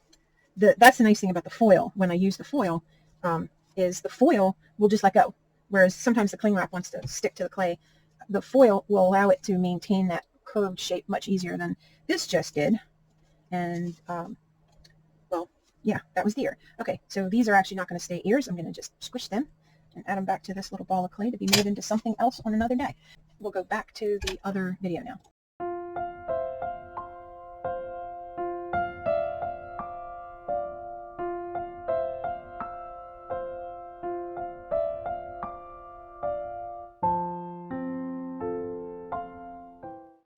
When you're ready to attach the ears, which I couldn't make the ears initially because, as you're going to see, the holes would have not been able to work out when the ears are on, because the ears are actually bigger than the space available. There we go. For the holes. The holes would have had to go right through the ears, and that's no good. Let me take the foil away for a second, and you'll see they literally would have been like coming through the ears. So I couldn't pre-sculpt them. But what I did was I took some aluminum foil and went ahead and covered the head, sculpted my little ears the size and shape I wanted them, and then I removed the foil but did not remove the ears from the foil, and went ahead and baked them still attached to the foil. That way they wouldn't get misshapen trying to remove them and stick them back on. Now what this allows me to do also is to cut myself a piece of fur that will cover the entire top of the head in one go. So it can start here at the side like this and go all the way around. And the easiest way to do that is to do what I call a Miss Pac-Man. So I'm going to cut a circle sort of shape out of the fabric, because here I have a straight line, so I don't need a full circle. But I'm going to go ahead and, just to make it easier, where do I want to cut it from? I'm going to cut it from here, I think. Cut myself out a little oversized circle, and I can trim back what doesn't work, because every single one of these is a different shape and size. I can't tell you to cut out a 3-inch circle or a 2-inch circle, but if you think you need a 2-inch circle, cut out a 3-inch circle. And that way, if it's too much, you can easily just trim a little bit off. And I'm leaving this side straight because that line across the top of the head is pretty much straight. And I don't know if you noticed, but I intentionally, or if I mentioned it, I intentionally picked the fur direction going towards the face, so that when I groom this a little bit shorter, it's still going to cover the face. Okay, so what I need to do now is try this against the overall size of the head, and then back here I'm going to cut. See, this is where I only needed a 2-inch. I'm going to lay this down, get it pretty tight on there. I'm going to cut right down the middle here,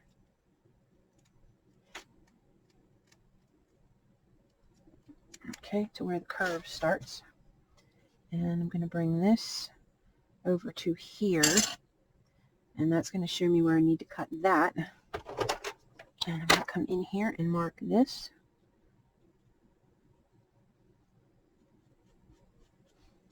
I'm pretty sure that's my line. Now what I did here was I cut that so that this comes down and glues to the head underneath of here.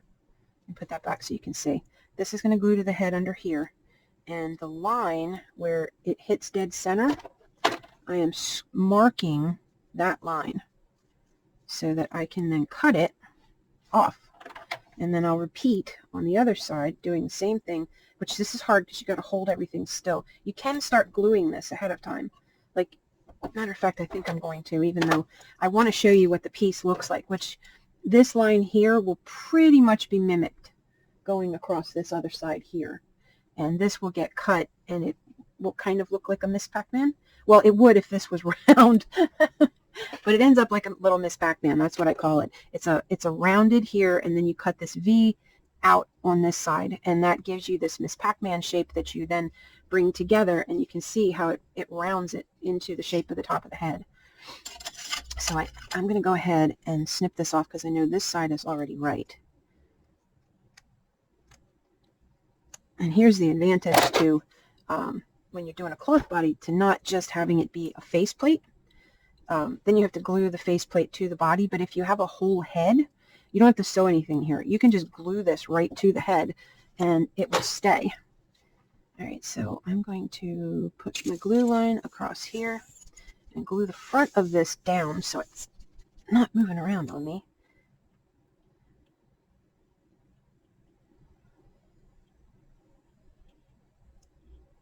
Okay. Put the cap back on.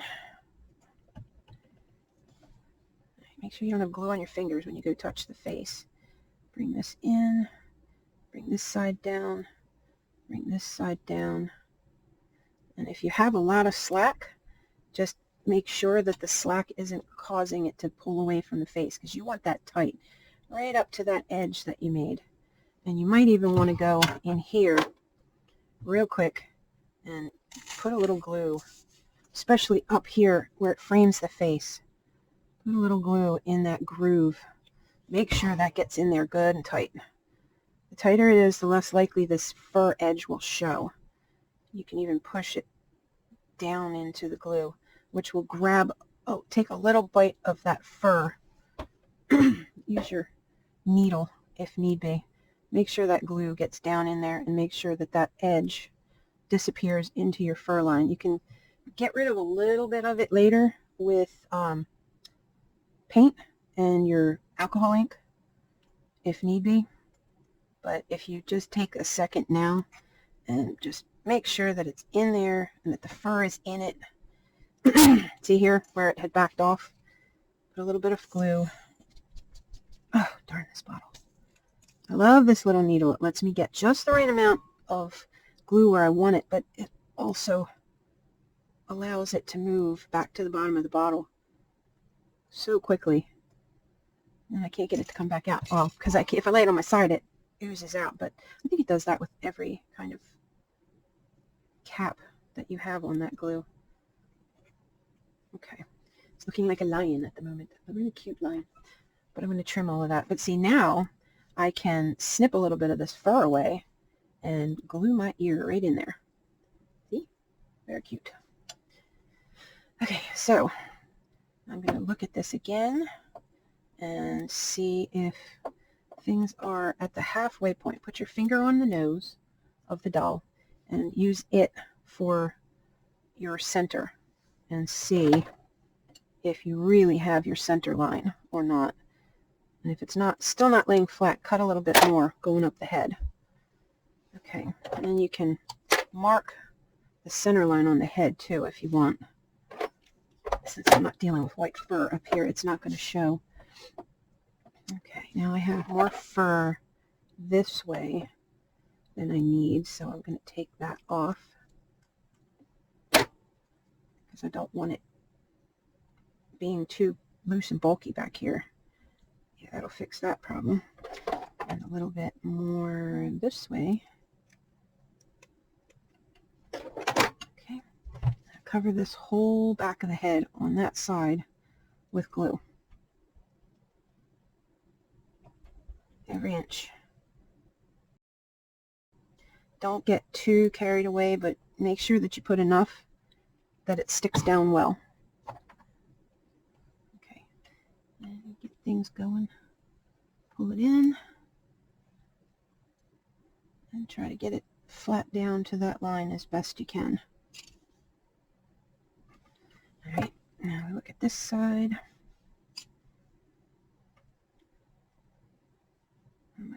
I have too much fur for sure.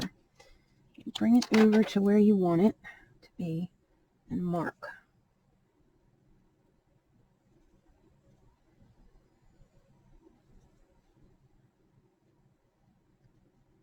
Okay, and there's that line. And I'm just folding it back.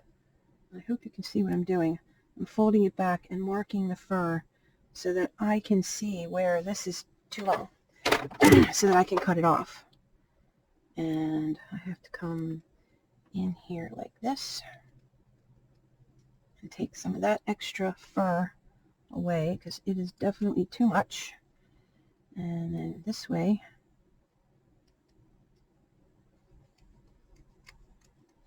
again, and that should come together perfectly on the back of the head. But dry fit it. Always dry fit it and press it in and see what it's doing, because without a dry fit you might end up with it still too big or too loose, or better to waste a couple little tidbits of fur than to not have enough and then you waste the whole thing.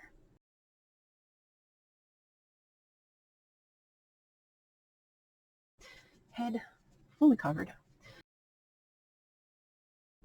This cat has tremendous amount of fur, but even he has less fur on the top of the head, so I need to let that little brush go. Oh well, I guess I'm going without it. Move my ears, move the needle. Don't want that on the floor. So I'm going to shorten this fur carefully on the top of the head. Little snips is all you want to do, because if you take it off, you can't just glue it back on. You can save those because they can be what goes inside the ears. And the whole top of the head here is shorter in front of the ear as well. Okay. Partway down the back of the head. I'm going to leave him a little bit hairier until I get the ears on, and then I'll decide how much more I want to remove. Okay, now see where the ears go. And this is where it was stuck to the aluminum foil.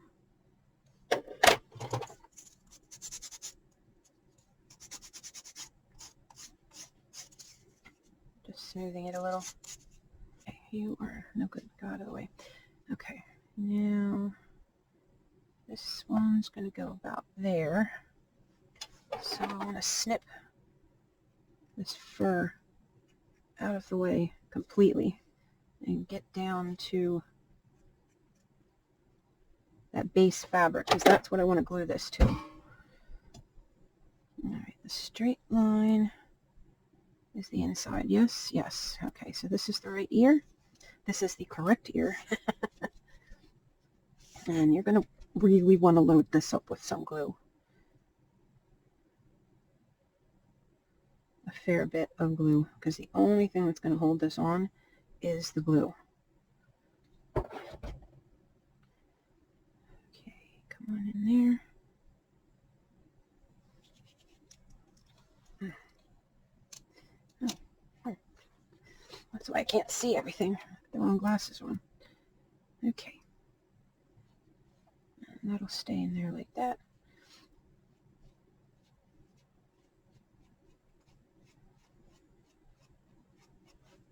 I'm liking it. I'm going to need the vacuum because this fur is everywhere. Sheesh. Okay, now this one will go on this side, right in here. Again, I'm going to load this up with a fair bit of glue.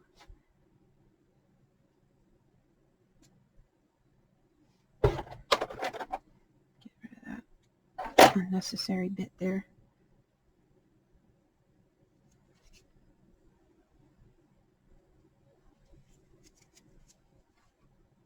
Now, if the glue is trying to run amok, just take a little bit of fur and bring it across and let it touch that ear so that the glue is also caught in that fur back there.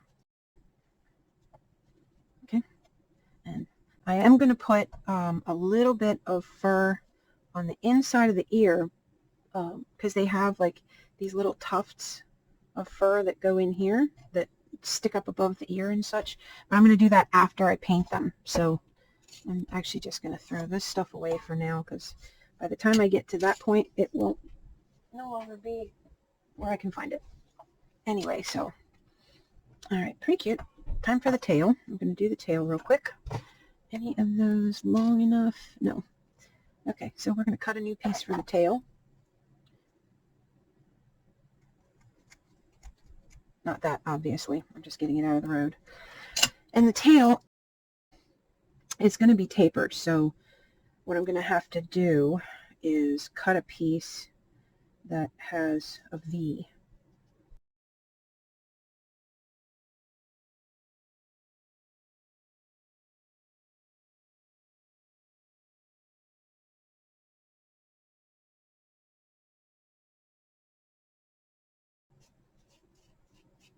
Just pulling any loose fur from it. Okay, and now I'm going to stitch this up and slide it on that metal post, which is his tail.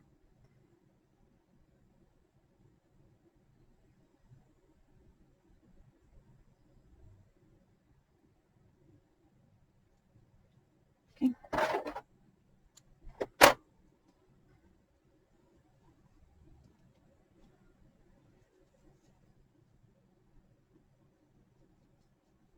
I think, is that long enough? Yeah, that's plenty long.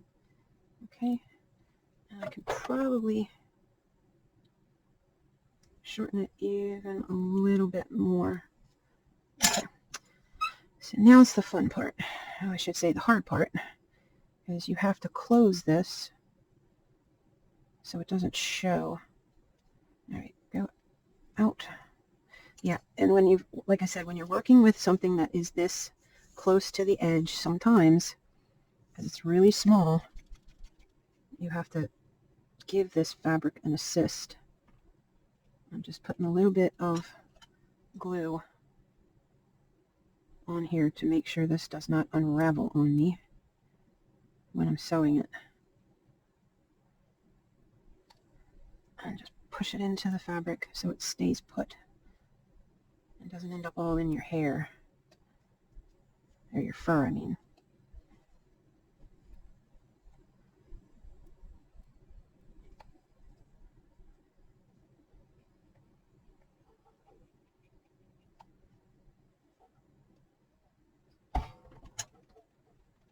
Let's see.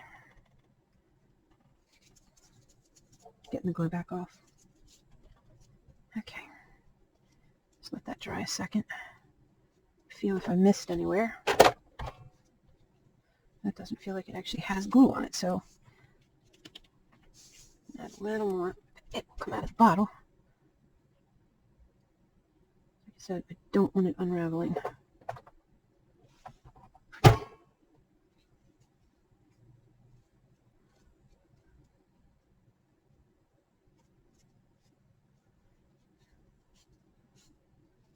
Any more loose hairs. Okay.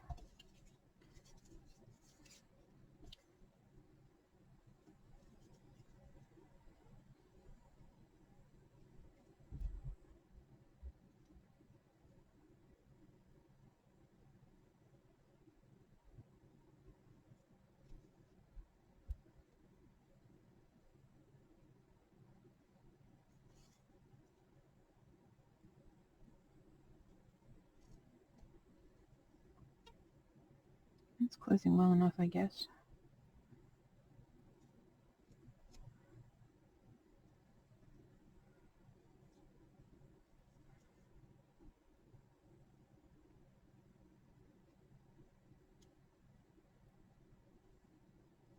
I definitely should have used a darker thread, but I'm pretty sure that I can color this with the alcohol ink, and it'll just disappear where it's showing right now.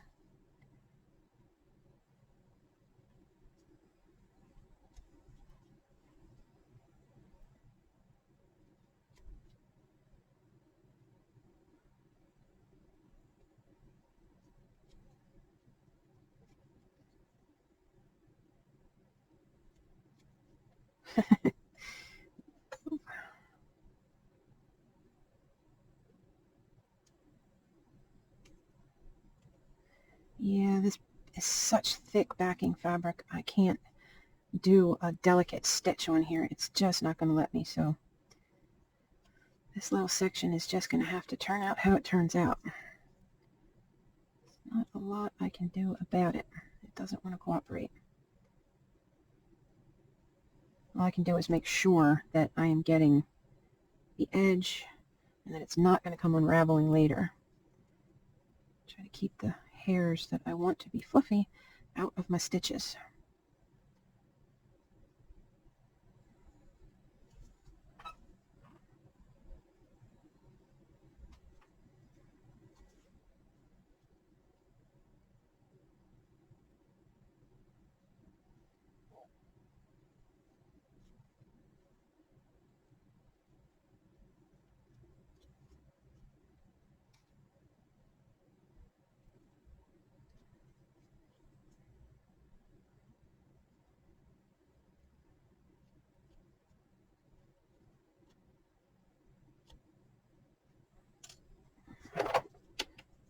Just a little color check here. Yeah, that'll do. Those white threads will disappear. A little gray.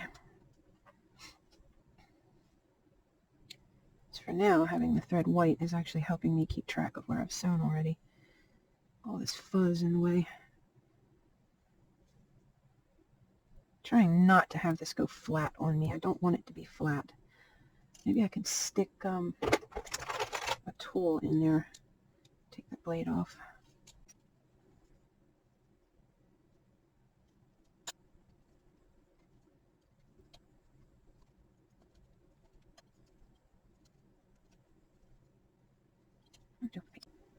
And not.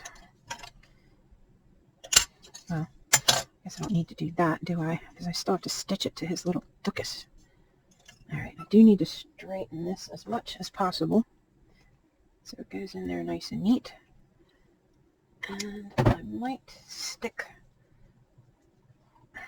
No, I'm not going to put... I was thinking maybe I'd put tape on here, but I think it'll be alright. We'll see. If it resists going in, then maybe I'll find piece tape. But I think it's going to go in all the way to the end just fine. Yeah, that's got it. Okay, so now I need to grab hold of something in here. Pull that in tight to the body.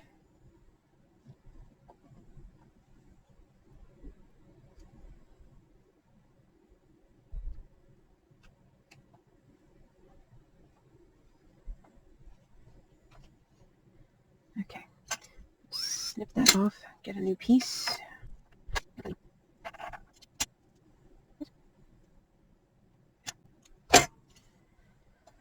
Okay, I'm going to get this thread up inside the tail with its little knot. Tuck that on in there, and then grab hold of here again, pull it down. And tie this one to that one. Pull them both tight and tie a knot.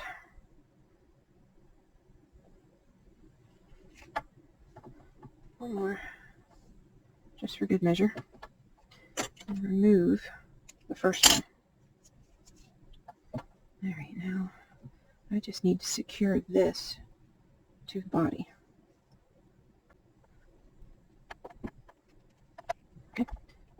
This looks very disconnected right now. I understand that because these two are not the same color at all, but it's going to work out in the wash, I promise, because I already did a dye test on this fabric and the color came out beautiful.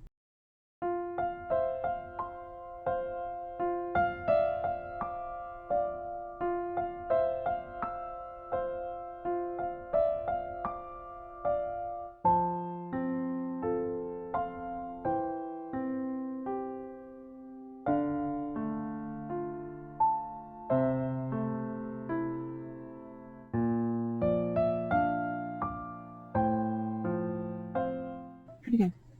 Just need to tie a knot now. One last loop through. Okay, and carefully, 1, 2, 3. Make sure we're not hung up in the thread. Down and tie a knot. Okay. All right. That is his little tripod tail, which will help him stand and do whatever it is he has to do. The head still has full range of movement. Can go up, down, turn, can tilt at an angle for a little sassy attitude. All right. Now, I have to glue the fur to the wrists.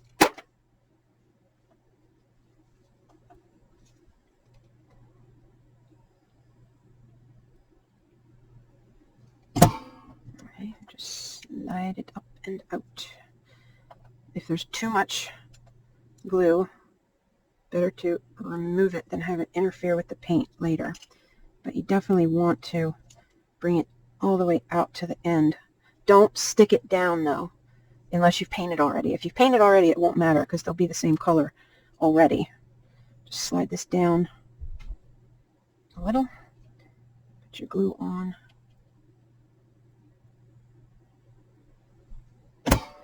And slide it back up. Make sure that it's the fabric that's in the glue. Okay, now for the boots, which are not wanting to stay put anyway, so I might need to readdress them. It's been 48 hours for sure, and they're still slipping and sliding, so maybe I'll leave them for later. What I'm going to do now is spread these open. And I'm going to color in here a little darker. Let's see my cat picture again.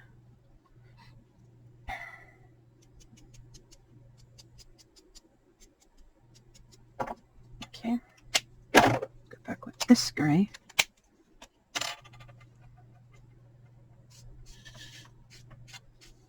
You can see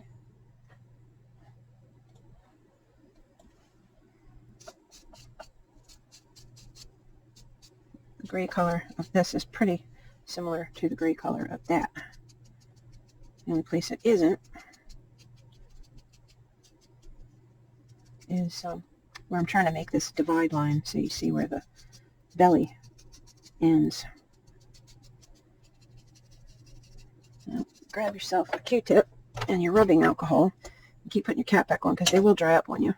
Q-tip loaded with rubbing alcohol, and just sort of rub that in, get it all the way down and onto that fur belly, that fabric underneath. Now this is alcohol, so it's just going to evaporate and that fur is going to be nice and soft again and you won't feel, but you can see already the difference. The difference in the coloring has just disappeared. Okay, and it's this one, right? Yeah, this one. Okay, and I need to color the fur on the legs here. And if a little of the white still shows, I'm really not that worried about it because this has some white tips in it, so it won't look terrible.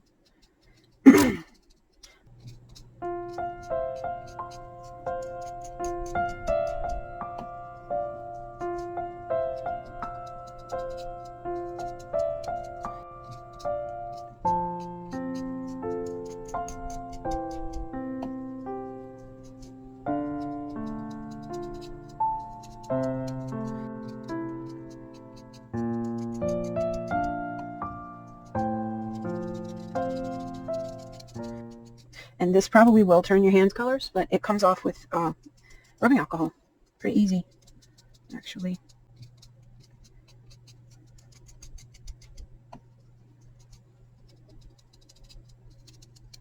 That'll get glued to the boots once I'm all done coloring up the body.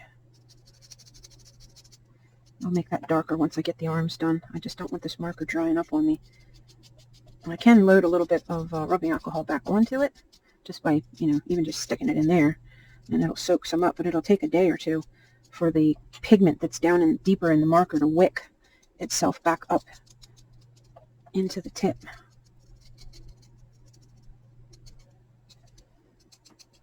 And you can, if you want white patches, you could give them a white belly if you want, but I kind of fell in love with this picture of this gray Maine Coon, so that is the color he's going to be. And the illustration has them all one color, so I went with gray.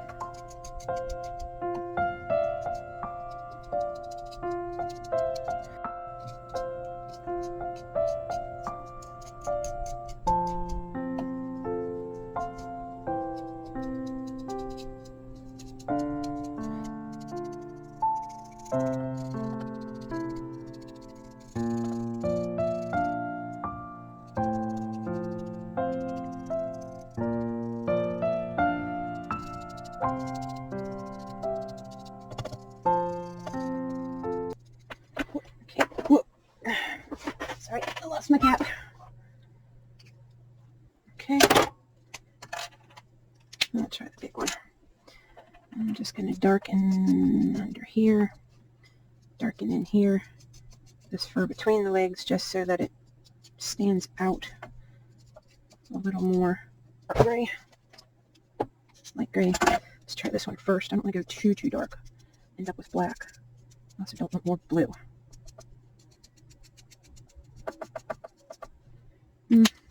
Let's see. So that's more brown than gray. I don't want that. And this could be black, but that's very dark. Yeah, go easy on that. Very dark. Okay, a little matchy match on that side. And I want this fur up here a little darker. Around the face. Okay, getting there. Okay, I just want to comb this fur a little and get an idea of if it's too long or not. It's not hateful. I kind of like that.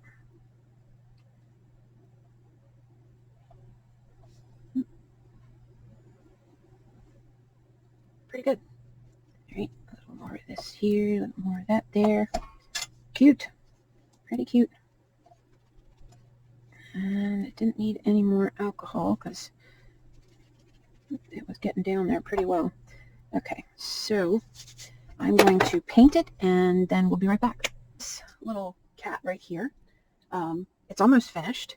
I started the video recording the sculpting of the face, construction of the armature, sculpting the hands and the boots, which this is just a primer coat. They're going to end up red in the same, well, as close to as I can with available materials, this red shade. And I also have to make a cowboy hat, which, yes, the ears are a little bit problematic on account of they are wider than the head, but I'm going to cut out a little vent hole on both sides so that the ears can poke through the cowboy hat, which will just add to his charm and the character of the doll. He also will have 2 bandoliers, which I'm making with this red leather, and I'm going to be cutting vents in this and inserting some handmade polymer clay bullets, which are going to take me some time to make, but not too terrible much. I have my prototype already made. I'm pretty happy with it, and if anybody's interested, I'll show you how I achieved those. Just let me know if you have use for little tiny bullets for a project. Okay, so what I'm going to do today is his hat, and what you need to do is first find your material. I'm using a wool-based felt. It's got good stretch, and it's the right color. So what you want to do is find a circle that is actually bigger than what you need, because we're going to stretch this. So let's come on down here. and I'm going to mark the hat. I know this is taboo because it may show a little bit, but it's the only way I have to do it. And I want to cut to the inside of this circle because I'm right on the edge of this material. So as you can see, I am literally on the edge. Okay, so I'm going to use these scissors, and don't worry if you've got debris on your felt, it will come off before we do the last steps. Okay, again, I'm cutting to the inside of this because I already know that I have more material here than I need. So I'm hoping that I trim it enough that none of that shows.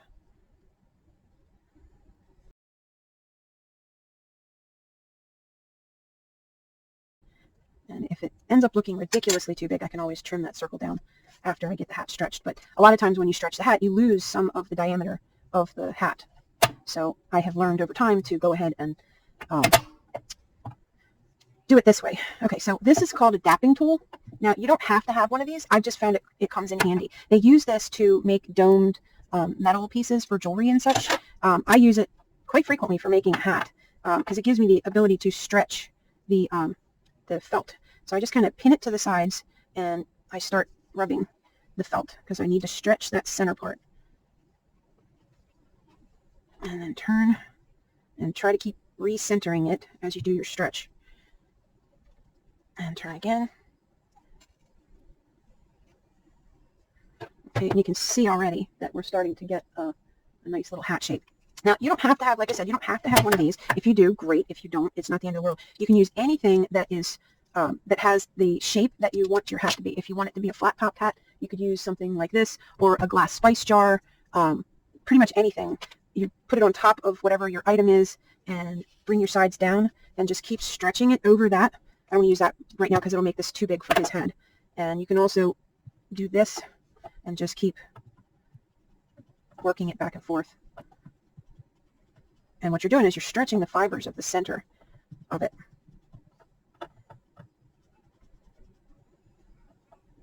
You can wet this if you like before you start doing this. Let me go back to this because I want to try to get that center dome even taller.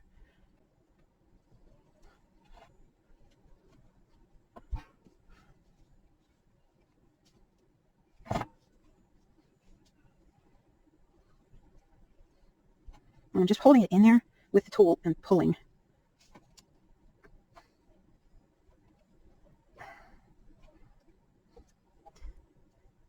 And we just keep repeating that movement over and over and over again. Okay, and move to the next size up.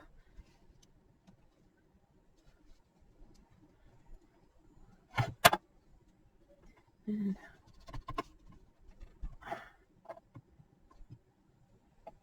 okay, it's getting closer. Now, it has to fit on his head, so I am going to go ahead and mark where the ears are going to want to come through. I'm trying to make sure that those marks are centered.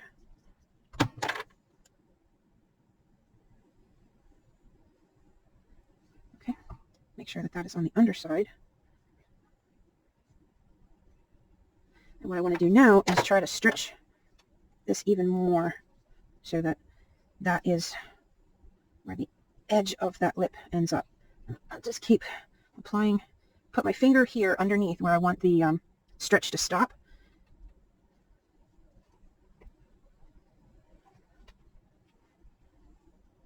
And just keep using my tool.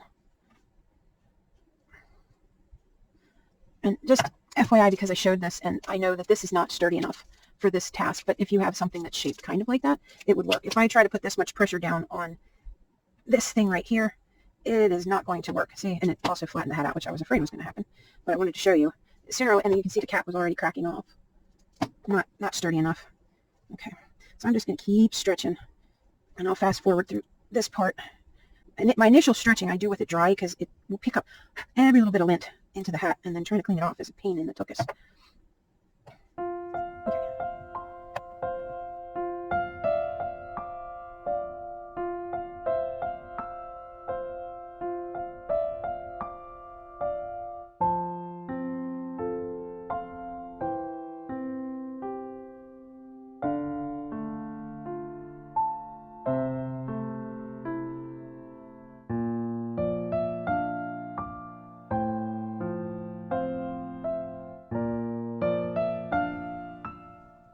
if you start getting a pucker like I'm getting here, you can actually snip that and then glue that edge together if it's refusing to go flat. But usually you can manipulate it and get it flat again. While it's damp is always a little bit more cooperative. Gotta keep stretching. I need this dome taller. I'm gonna try to go back to doing it over this. Let me actually try this just for a minute. I need this dome to be a little bit bigger than what I'm ending up with, but I don't want it this big either because it's going to flatten out.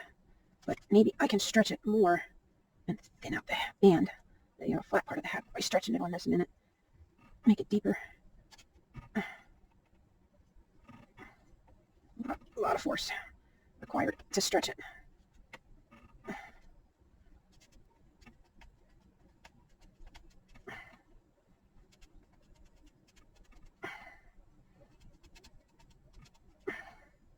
And once I get it stretched, I'm going to mix up some Elmer's glue and water, and I'm going to soak this hat in it.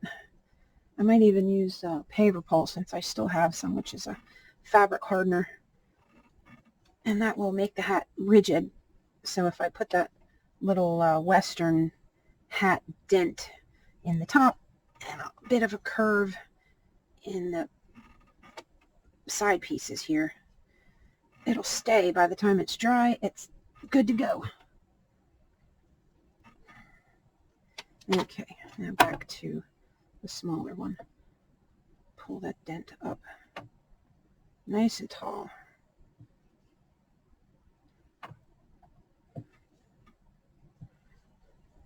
This is a case of force and finesse required at the same time. Okay. So now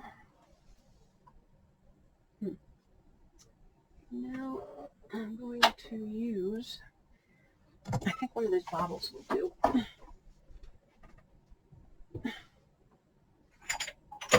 Sit around, please. I save my spice jars because they always end up coming in handy when I need to do something like this. But depending on the brand, some are bigger than others, and they're shaped all different sort of ways.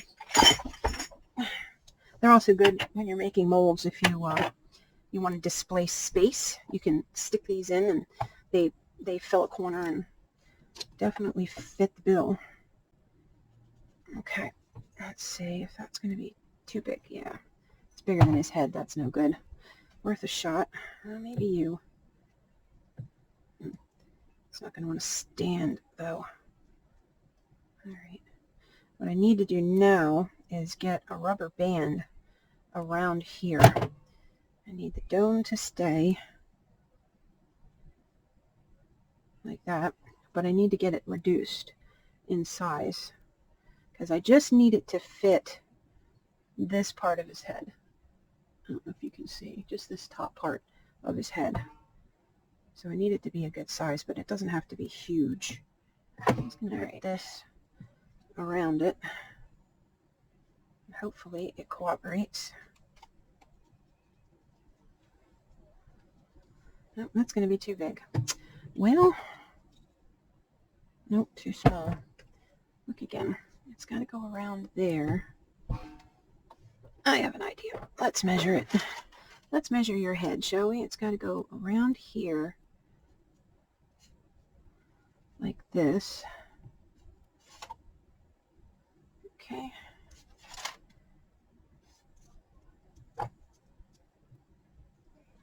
Oh, that'll do. How about you? Okay, I'm mistaken. This would work. See if I can get it to cooperate. I'm going to need a release for it. Grab some cling wrap. And also make sure none of the glue goes in with my toothpicks, which should not be good. Okay, so let's see. All right.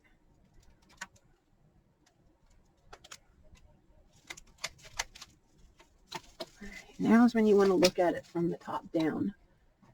and make sure that it's this pretty much equal amount sticking out on all sides. And if it's not, give it a little bit of a tweak. And just keep pulling it until it is. I'm going to actually be benefited because this cap I can pull off, and I hope it's strong enough to withstand the tension of this rubber band. If it is, I might have just accidentally found another. Ooh, well, it's rumpling a little bit, but not too bad. Now I can flatten this and that.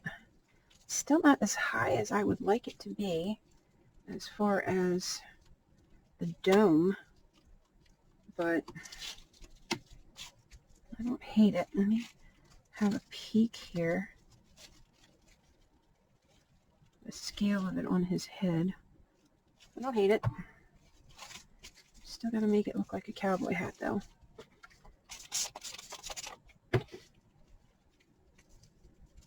All right, now this is to get these fibers to compress a little bit, because you want this to flatten out. Now you can put soap in here. People do like a needle felt on these hats sometimes to get this, like when you have those puckers, to get them to flatten out. They even have, I've seen them in use, they have a press that stretches and makes the whole hat in one go. One of those how it's made shows, I think I saw that on. They have them made out of wood and metal and plastic, and I don't have those things, so this is what I'm doing. I am opting for, I'm hoping I'm going to be able to get enough sag here that once this is done, it's going to look like a believable cowboy hat. What do you think? Think there's enough sag in the middle? All right, I'm going to let it dry like this for now, and I hope that I can stretch it a little bit more once this phase dries, and then we'll come back.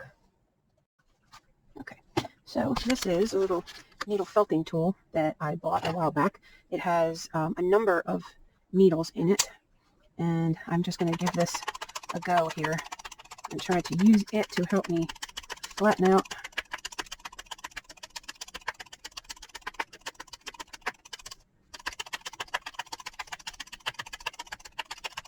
this edge.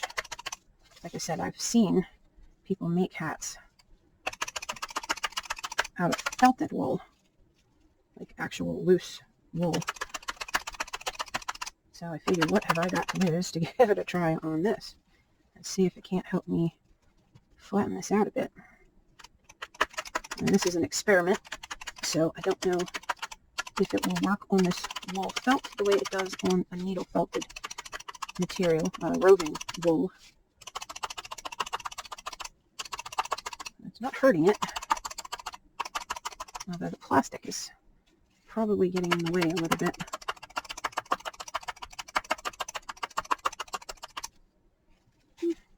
Hopefully all I'm doing is dulling my needle.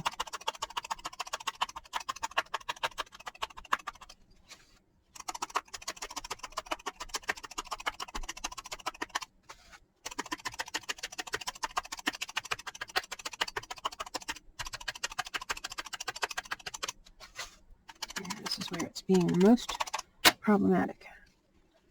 I'm hoping I can curve these sides up a hair. Isn't that how it goes? Let's see. Yeah, it's usually the sides have a little bit of a curve to them, like that. And then the top has a dent, which I will establish the dent later.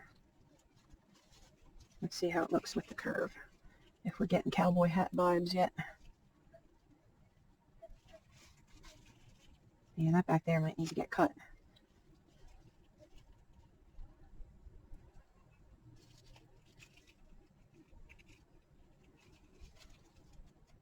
I might need to trim this also, but I like it. Could definitely use a little more height still, but we're definitely going to be able to get a dent in that top part.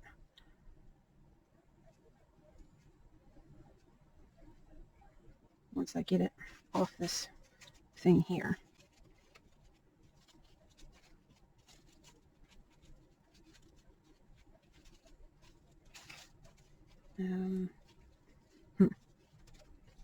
Yeah, I'm not sure how I feel about what the needle tool did to it. If it helped or not.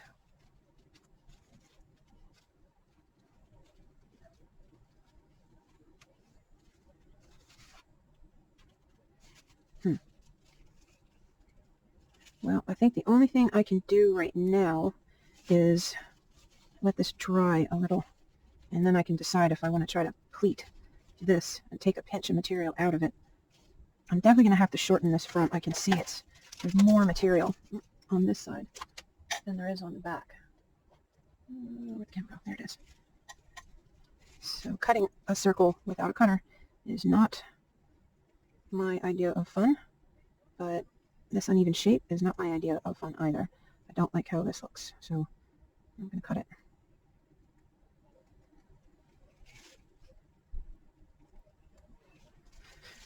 Okay, that looks a little better.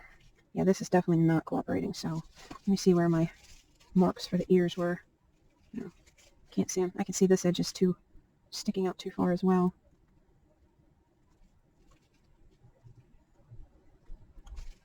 Just trying to round it.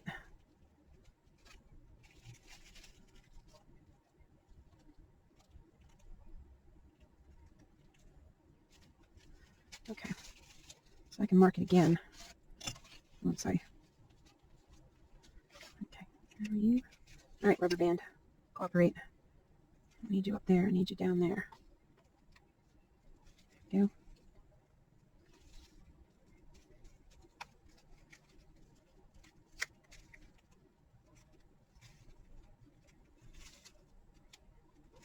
And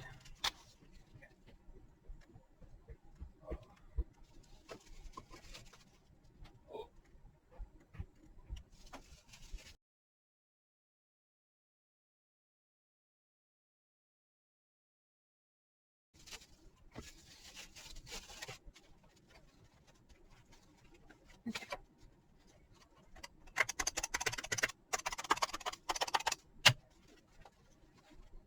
Yeah, I probably will cut a little bit of this out and then glue it, because this pucker is not appealing to me. But the glue will make this rim more rigid, and I'll have to keep manipulating it for the next day or two as it dries and try to keep it as flat as I can. But this right here is just that much too much fabric, so I think I'm going to go ahead and remove that right there. I'm going to remove that material. Bring them together. If you cut something like that, bring them together. Cut one side, bring the two together, and then cut it again so that you get as clean a cut as you can. I'm going to take my scissors and try to open... Well, scissors aren't going to work, but this might. Try to pull some of the felt from this side and loosen it out into the little fibers and see if I'll get lucky and be able to felt these two together.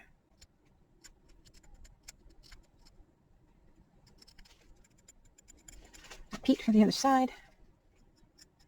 Try not to stab myself. Like I said, this is an experiment because this hat's way small. I do have a couple of plastic hat forms that I have used for hats for other dolls, but they're too big for this one. Since there's no such thing, at least in my neck of the woods, is a tiny hat store. All right, let's see if there's any long fibers. Nope. How about in here? Can I pull any out of this? There's some.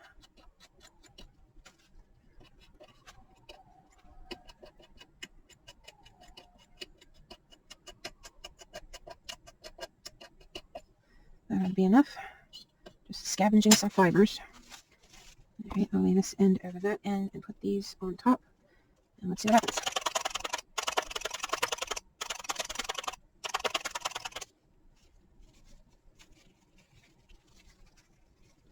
And some more long fibers for this side. Whoopsie, come back here. And back again. I'm turning this because you can see the needles are longer on one side than the other. I don't know why that is, but I know that to be the case, so I'm turning it. Perfect. Look at that. Can't even see where it was. It's pretty strong, too. And it'll be stronger once the glue is in. Might throw a few more longer fibers on top of here, just in case. Not you, here. There we go. Spread them out. Now, I wouldn't try to do this with regular felt, but with wool felt, I assume if it works with roving, it will work with this. And it looks like I was right. I may have to do some more experimenting with this felt that I have. See what else I can do. I love trying new things. Okay, just clean that little edge up. Good as new. Can't even tell where it was. That crease looks more creased than this end. Maybe I will take some of the bulk out of the other areas as well. I'm also going to get rid of this annoying plastic. It's only needed between the hat form here and the wet material. I just don't want it to stick when I add the glue. There we go. Much better. Alright, now I might go ahead, since that worked out so well, and get this pucker out of the way as well. There we go. And I'm cutting it at a like an angle, not straight in, because that way when these come together, it pulls. And again, line it up so you can see the other cut underneath, and that they're overlapping. You can see how much is going to come off right there where they're overlapping, and that's going to flatten it out. But I don't want to take so much that they don't touch. So okay, let's get some more of these fibers. This definitely worked better.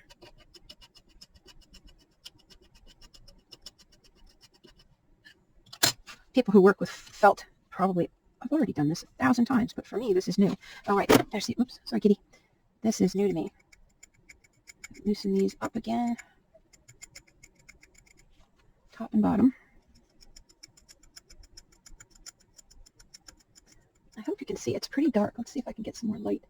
That bright ring flash from the, here, let's get rid of that reflection. Where are you? It's over here. That seems to make, there we go. It affects how the light is with the camera. Okay. And this red is pretty dark, but all right, do the other side.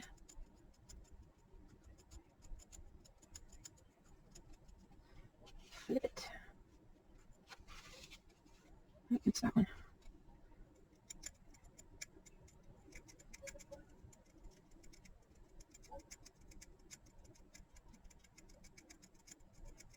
Okay. Flatten that out. These fibers on top.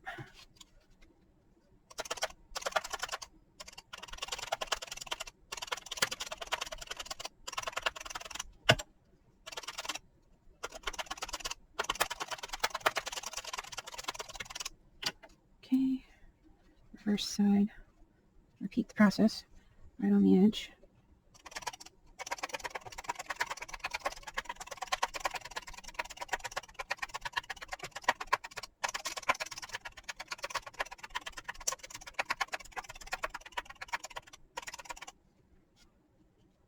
Looks pretty good.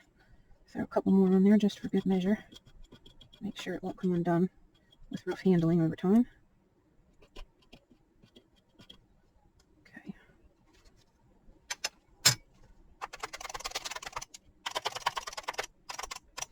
Okay. Did I bring the box? Huh, I guess not. I was going to see if I had a single needle to get closer to the hat band. Let's just slide this thing back so I can actually see the needles.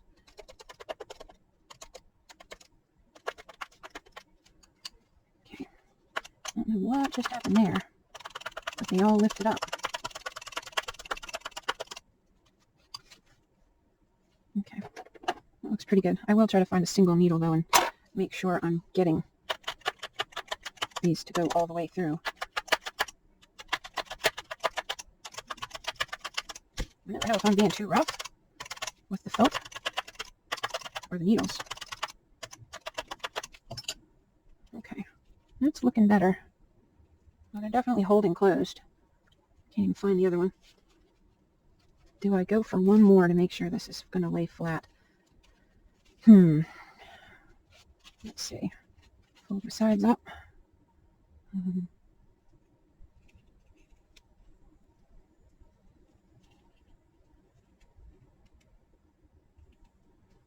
Yeah, I think that'll do. So I guess I'll just hide that crease where the hat folds right like that.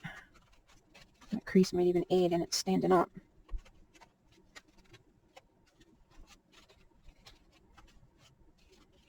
Yeah, I think that'll do.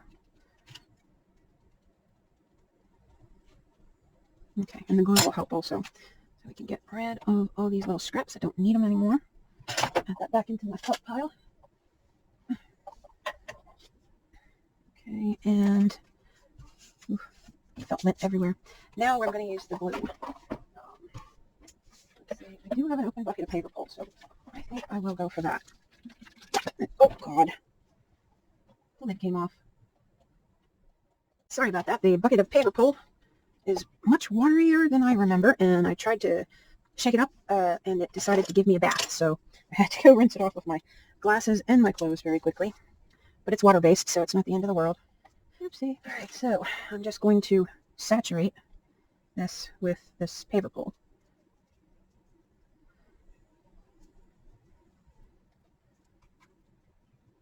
So I want this rim to get rigid. It'll also make sure that these fibers that I added lock together. It takes a little time to dry. Okay. And I want to get right to the edge. Make sure the edge of the hat also has it, and the reverse side. I'm just going to come bring the bucket into frame because I'm dripping and making a mess.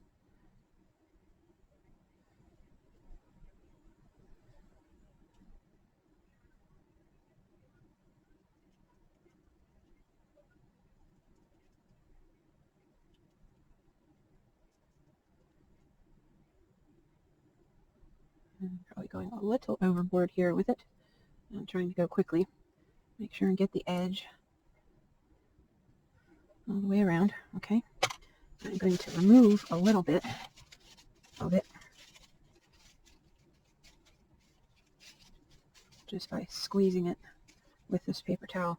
And it's going to leave the glue in the fabric, but it's going to remove a little bit of the moisture because I really don't want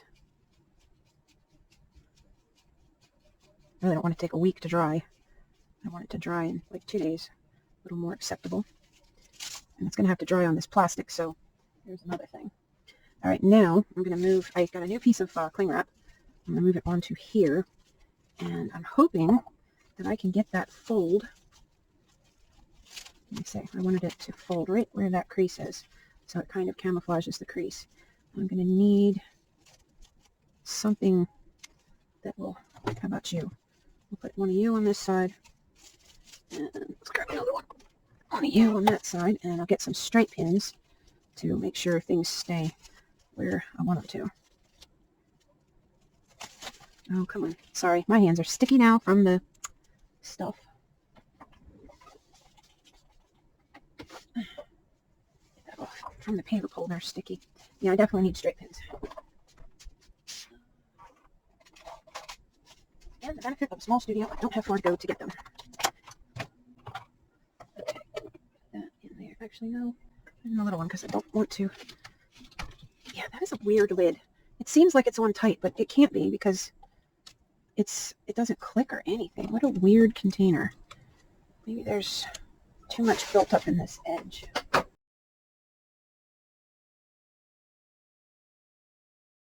There it goes. Dang, now it clicked. All right, paper pull. Okay, straight pins. All right, I'm going to use the straight pins and come in and poke the pins along the edge of this hat.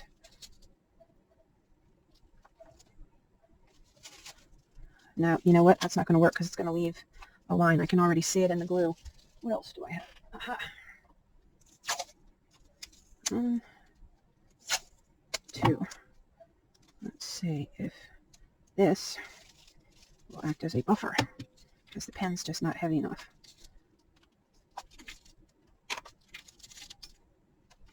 Yep, that'll work. I'm using the tape as a buffer to make sure that the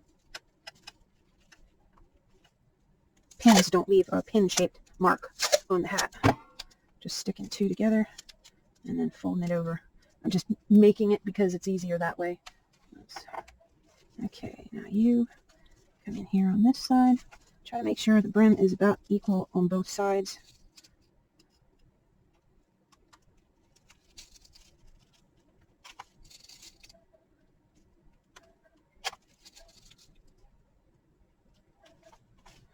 Okay. Have a look at what I'm looking at. Alright. I really want this crease higher right there so I can push that down.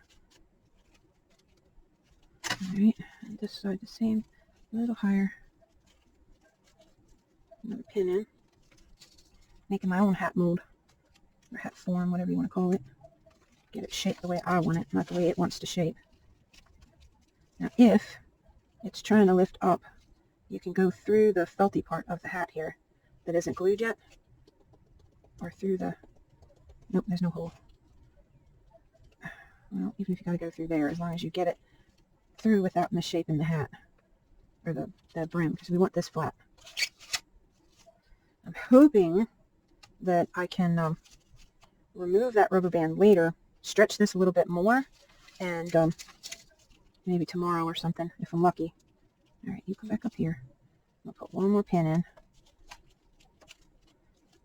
Looks pretty good. Alright, I can live with that. Just make sure it's staying straight and about the same height on both sides. And I might need to push the pin in here as well. Alright, so that's the hat for now, and I will come back and show you how it turns out later. So this is it so far. If you find that it's being difficult wanting to curl over, you could try pinning both sides. If it's being difficult. Actually, that looks like it might work. I just hope it doesn't stick. Masking tape's usually pretty good about not sticking to things permanently, but we'll see. I probably should put plastic between it just in case.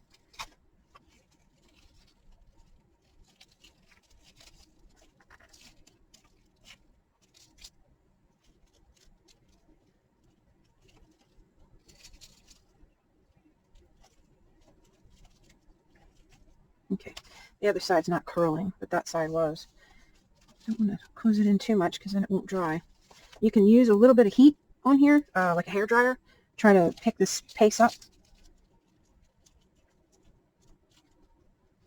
Make sure everything's flat. Okay, I'm going to set this aside. It's going to glue up for a couple of days. And, right, which camera? This one. Come along. I hope it turns out the way I want it to when it's all done. But I won't know for a couple of days because it's got to cure. Dry, whatever you want to call it. Okay, that's it. See you in a bit. This is our Puss in Boots version of the character that I'll put in the corner up there so that you can see who the this character is based on. And it is a slightly less cartoony version, slightly less comic book version of the character, but it's to kind of match the little bit more realism I gave to the dogs and a little bit more realism I gave to the dolls themselves. And this hat is still removable, but it's a pretty tight fit, and because this material gets really rigid, it's not going to be an easy on and off, especially if they don't want to mess up these little tufts of hair on the ears. But mission accomplished. I have a cowboy hat.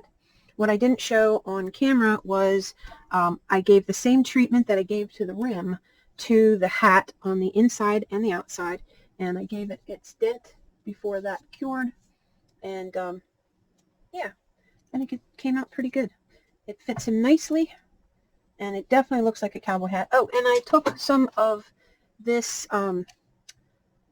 satin string, and I used it, also dipped in the paper pole as an adhesive to put the band around the hat that you would normally see on a cowboy hat. And he has the little tails sticking out in the back, which I may stiffy and I may not. I might just let them be soft there.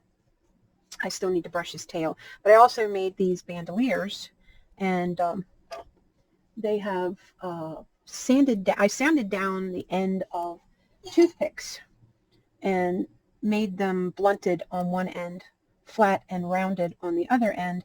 I took and cut 2 strips of leather, and I marked off where I wanted the bullets to be on it, and I cut 2 slits. I mean, traditionally there would be 4, but these aren't real bullets, so we're not worried about them falling off and anything funny happening to them. But I cut 2 slits every so often, and then the bullet just slides through, as you can see. I put a little bit of a copper tip, and then a line to make it have that separation between the what would be brass and copper. And I used a couple different kinds of paint to try to get this to look like brass, and it wasn't happening. So what I ended up doing was I grabbed my gold paint pen, and I just went with gold. I wanted them to have a shine to them, because the brass is usually quite shiny, and none of my brass paint was looking shiny. So there are no bullets on the back of it. It has it's made to look like it has the little holes, and I'll probably add a buckle back here. I might just cut it out of tin, or I might just draw it on, paint it on, whatever. But yeah, so that's him. His boots, I still have to glue the pants leg into the boots. His boots are red to match the rest of his outfit, and he is one complete character. And that'll be it for this series of videos, because now I'm done with this commission and ready to start on a new one. I think he looks like a Maine Coon, and he also looks like the character, so he's good to go. Oh, well, I still need to paint the bottom of his paws. Just noticed that. But I'll do that off camera too. Thanks for watching. I hope you enjoyed the tutorial, and if you make a little character using the tutorial, please come find me on my Facebook group and show it to me. I would love to see. If you have any questions, if there was something I didn't cover about how this was made, let me know, and I'll do a little short and put it on the Facebook page that I have for this channel. Thanks for watching. If you haven't subscribed already, please do so. Make sure you hit the little bell icon so that Facebook will let you know when I upload new content, and you know, that way you get to see all the new stuff that I'm working on. And as always, thank you for watching. Have a great day.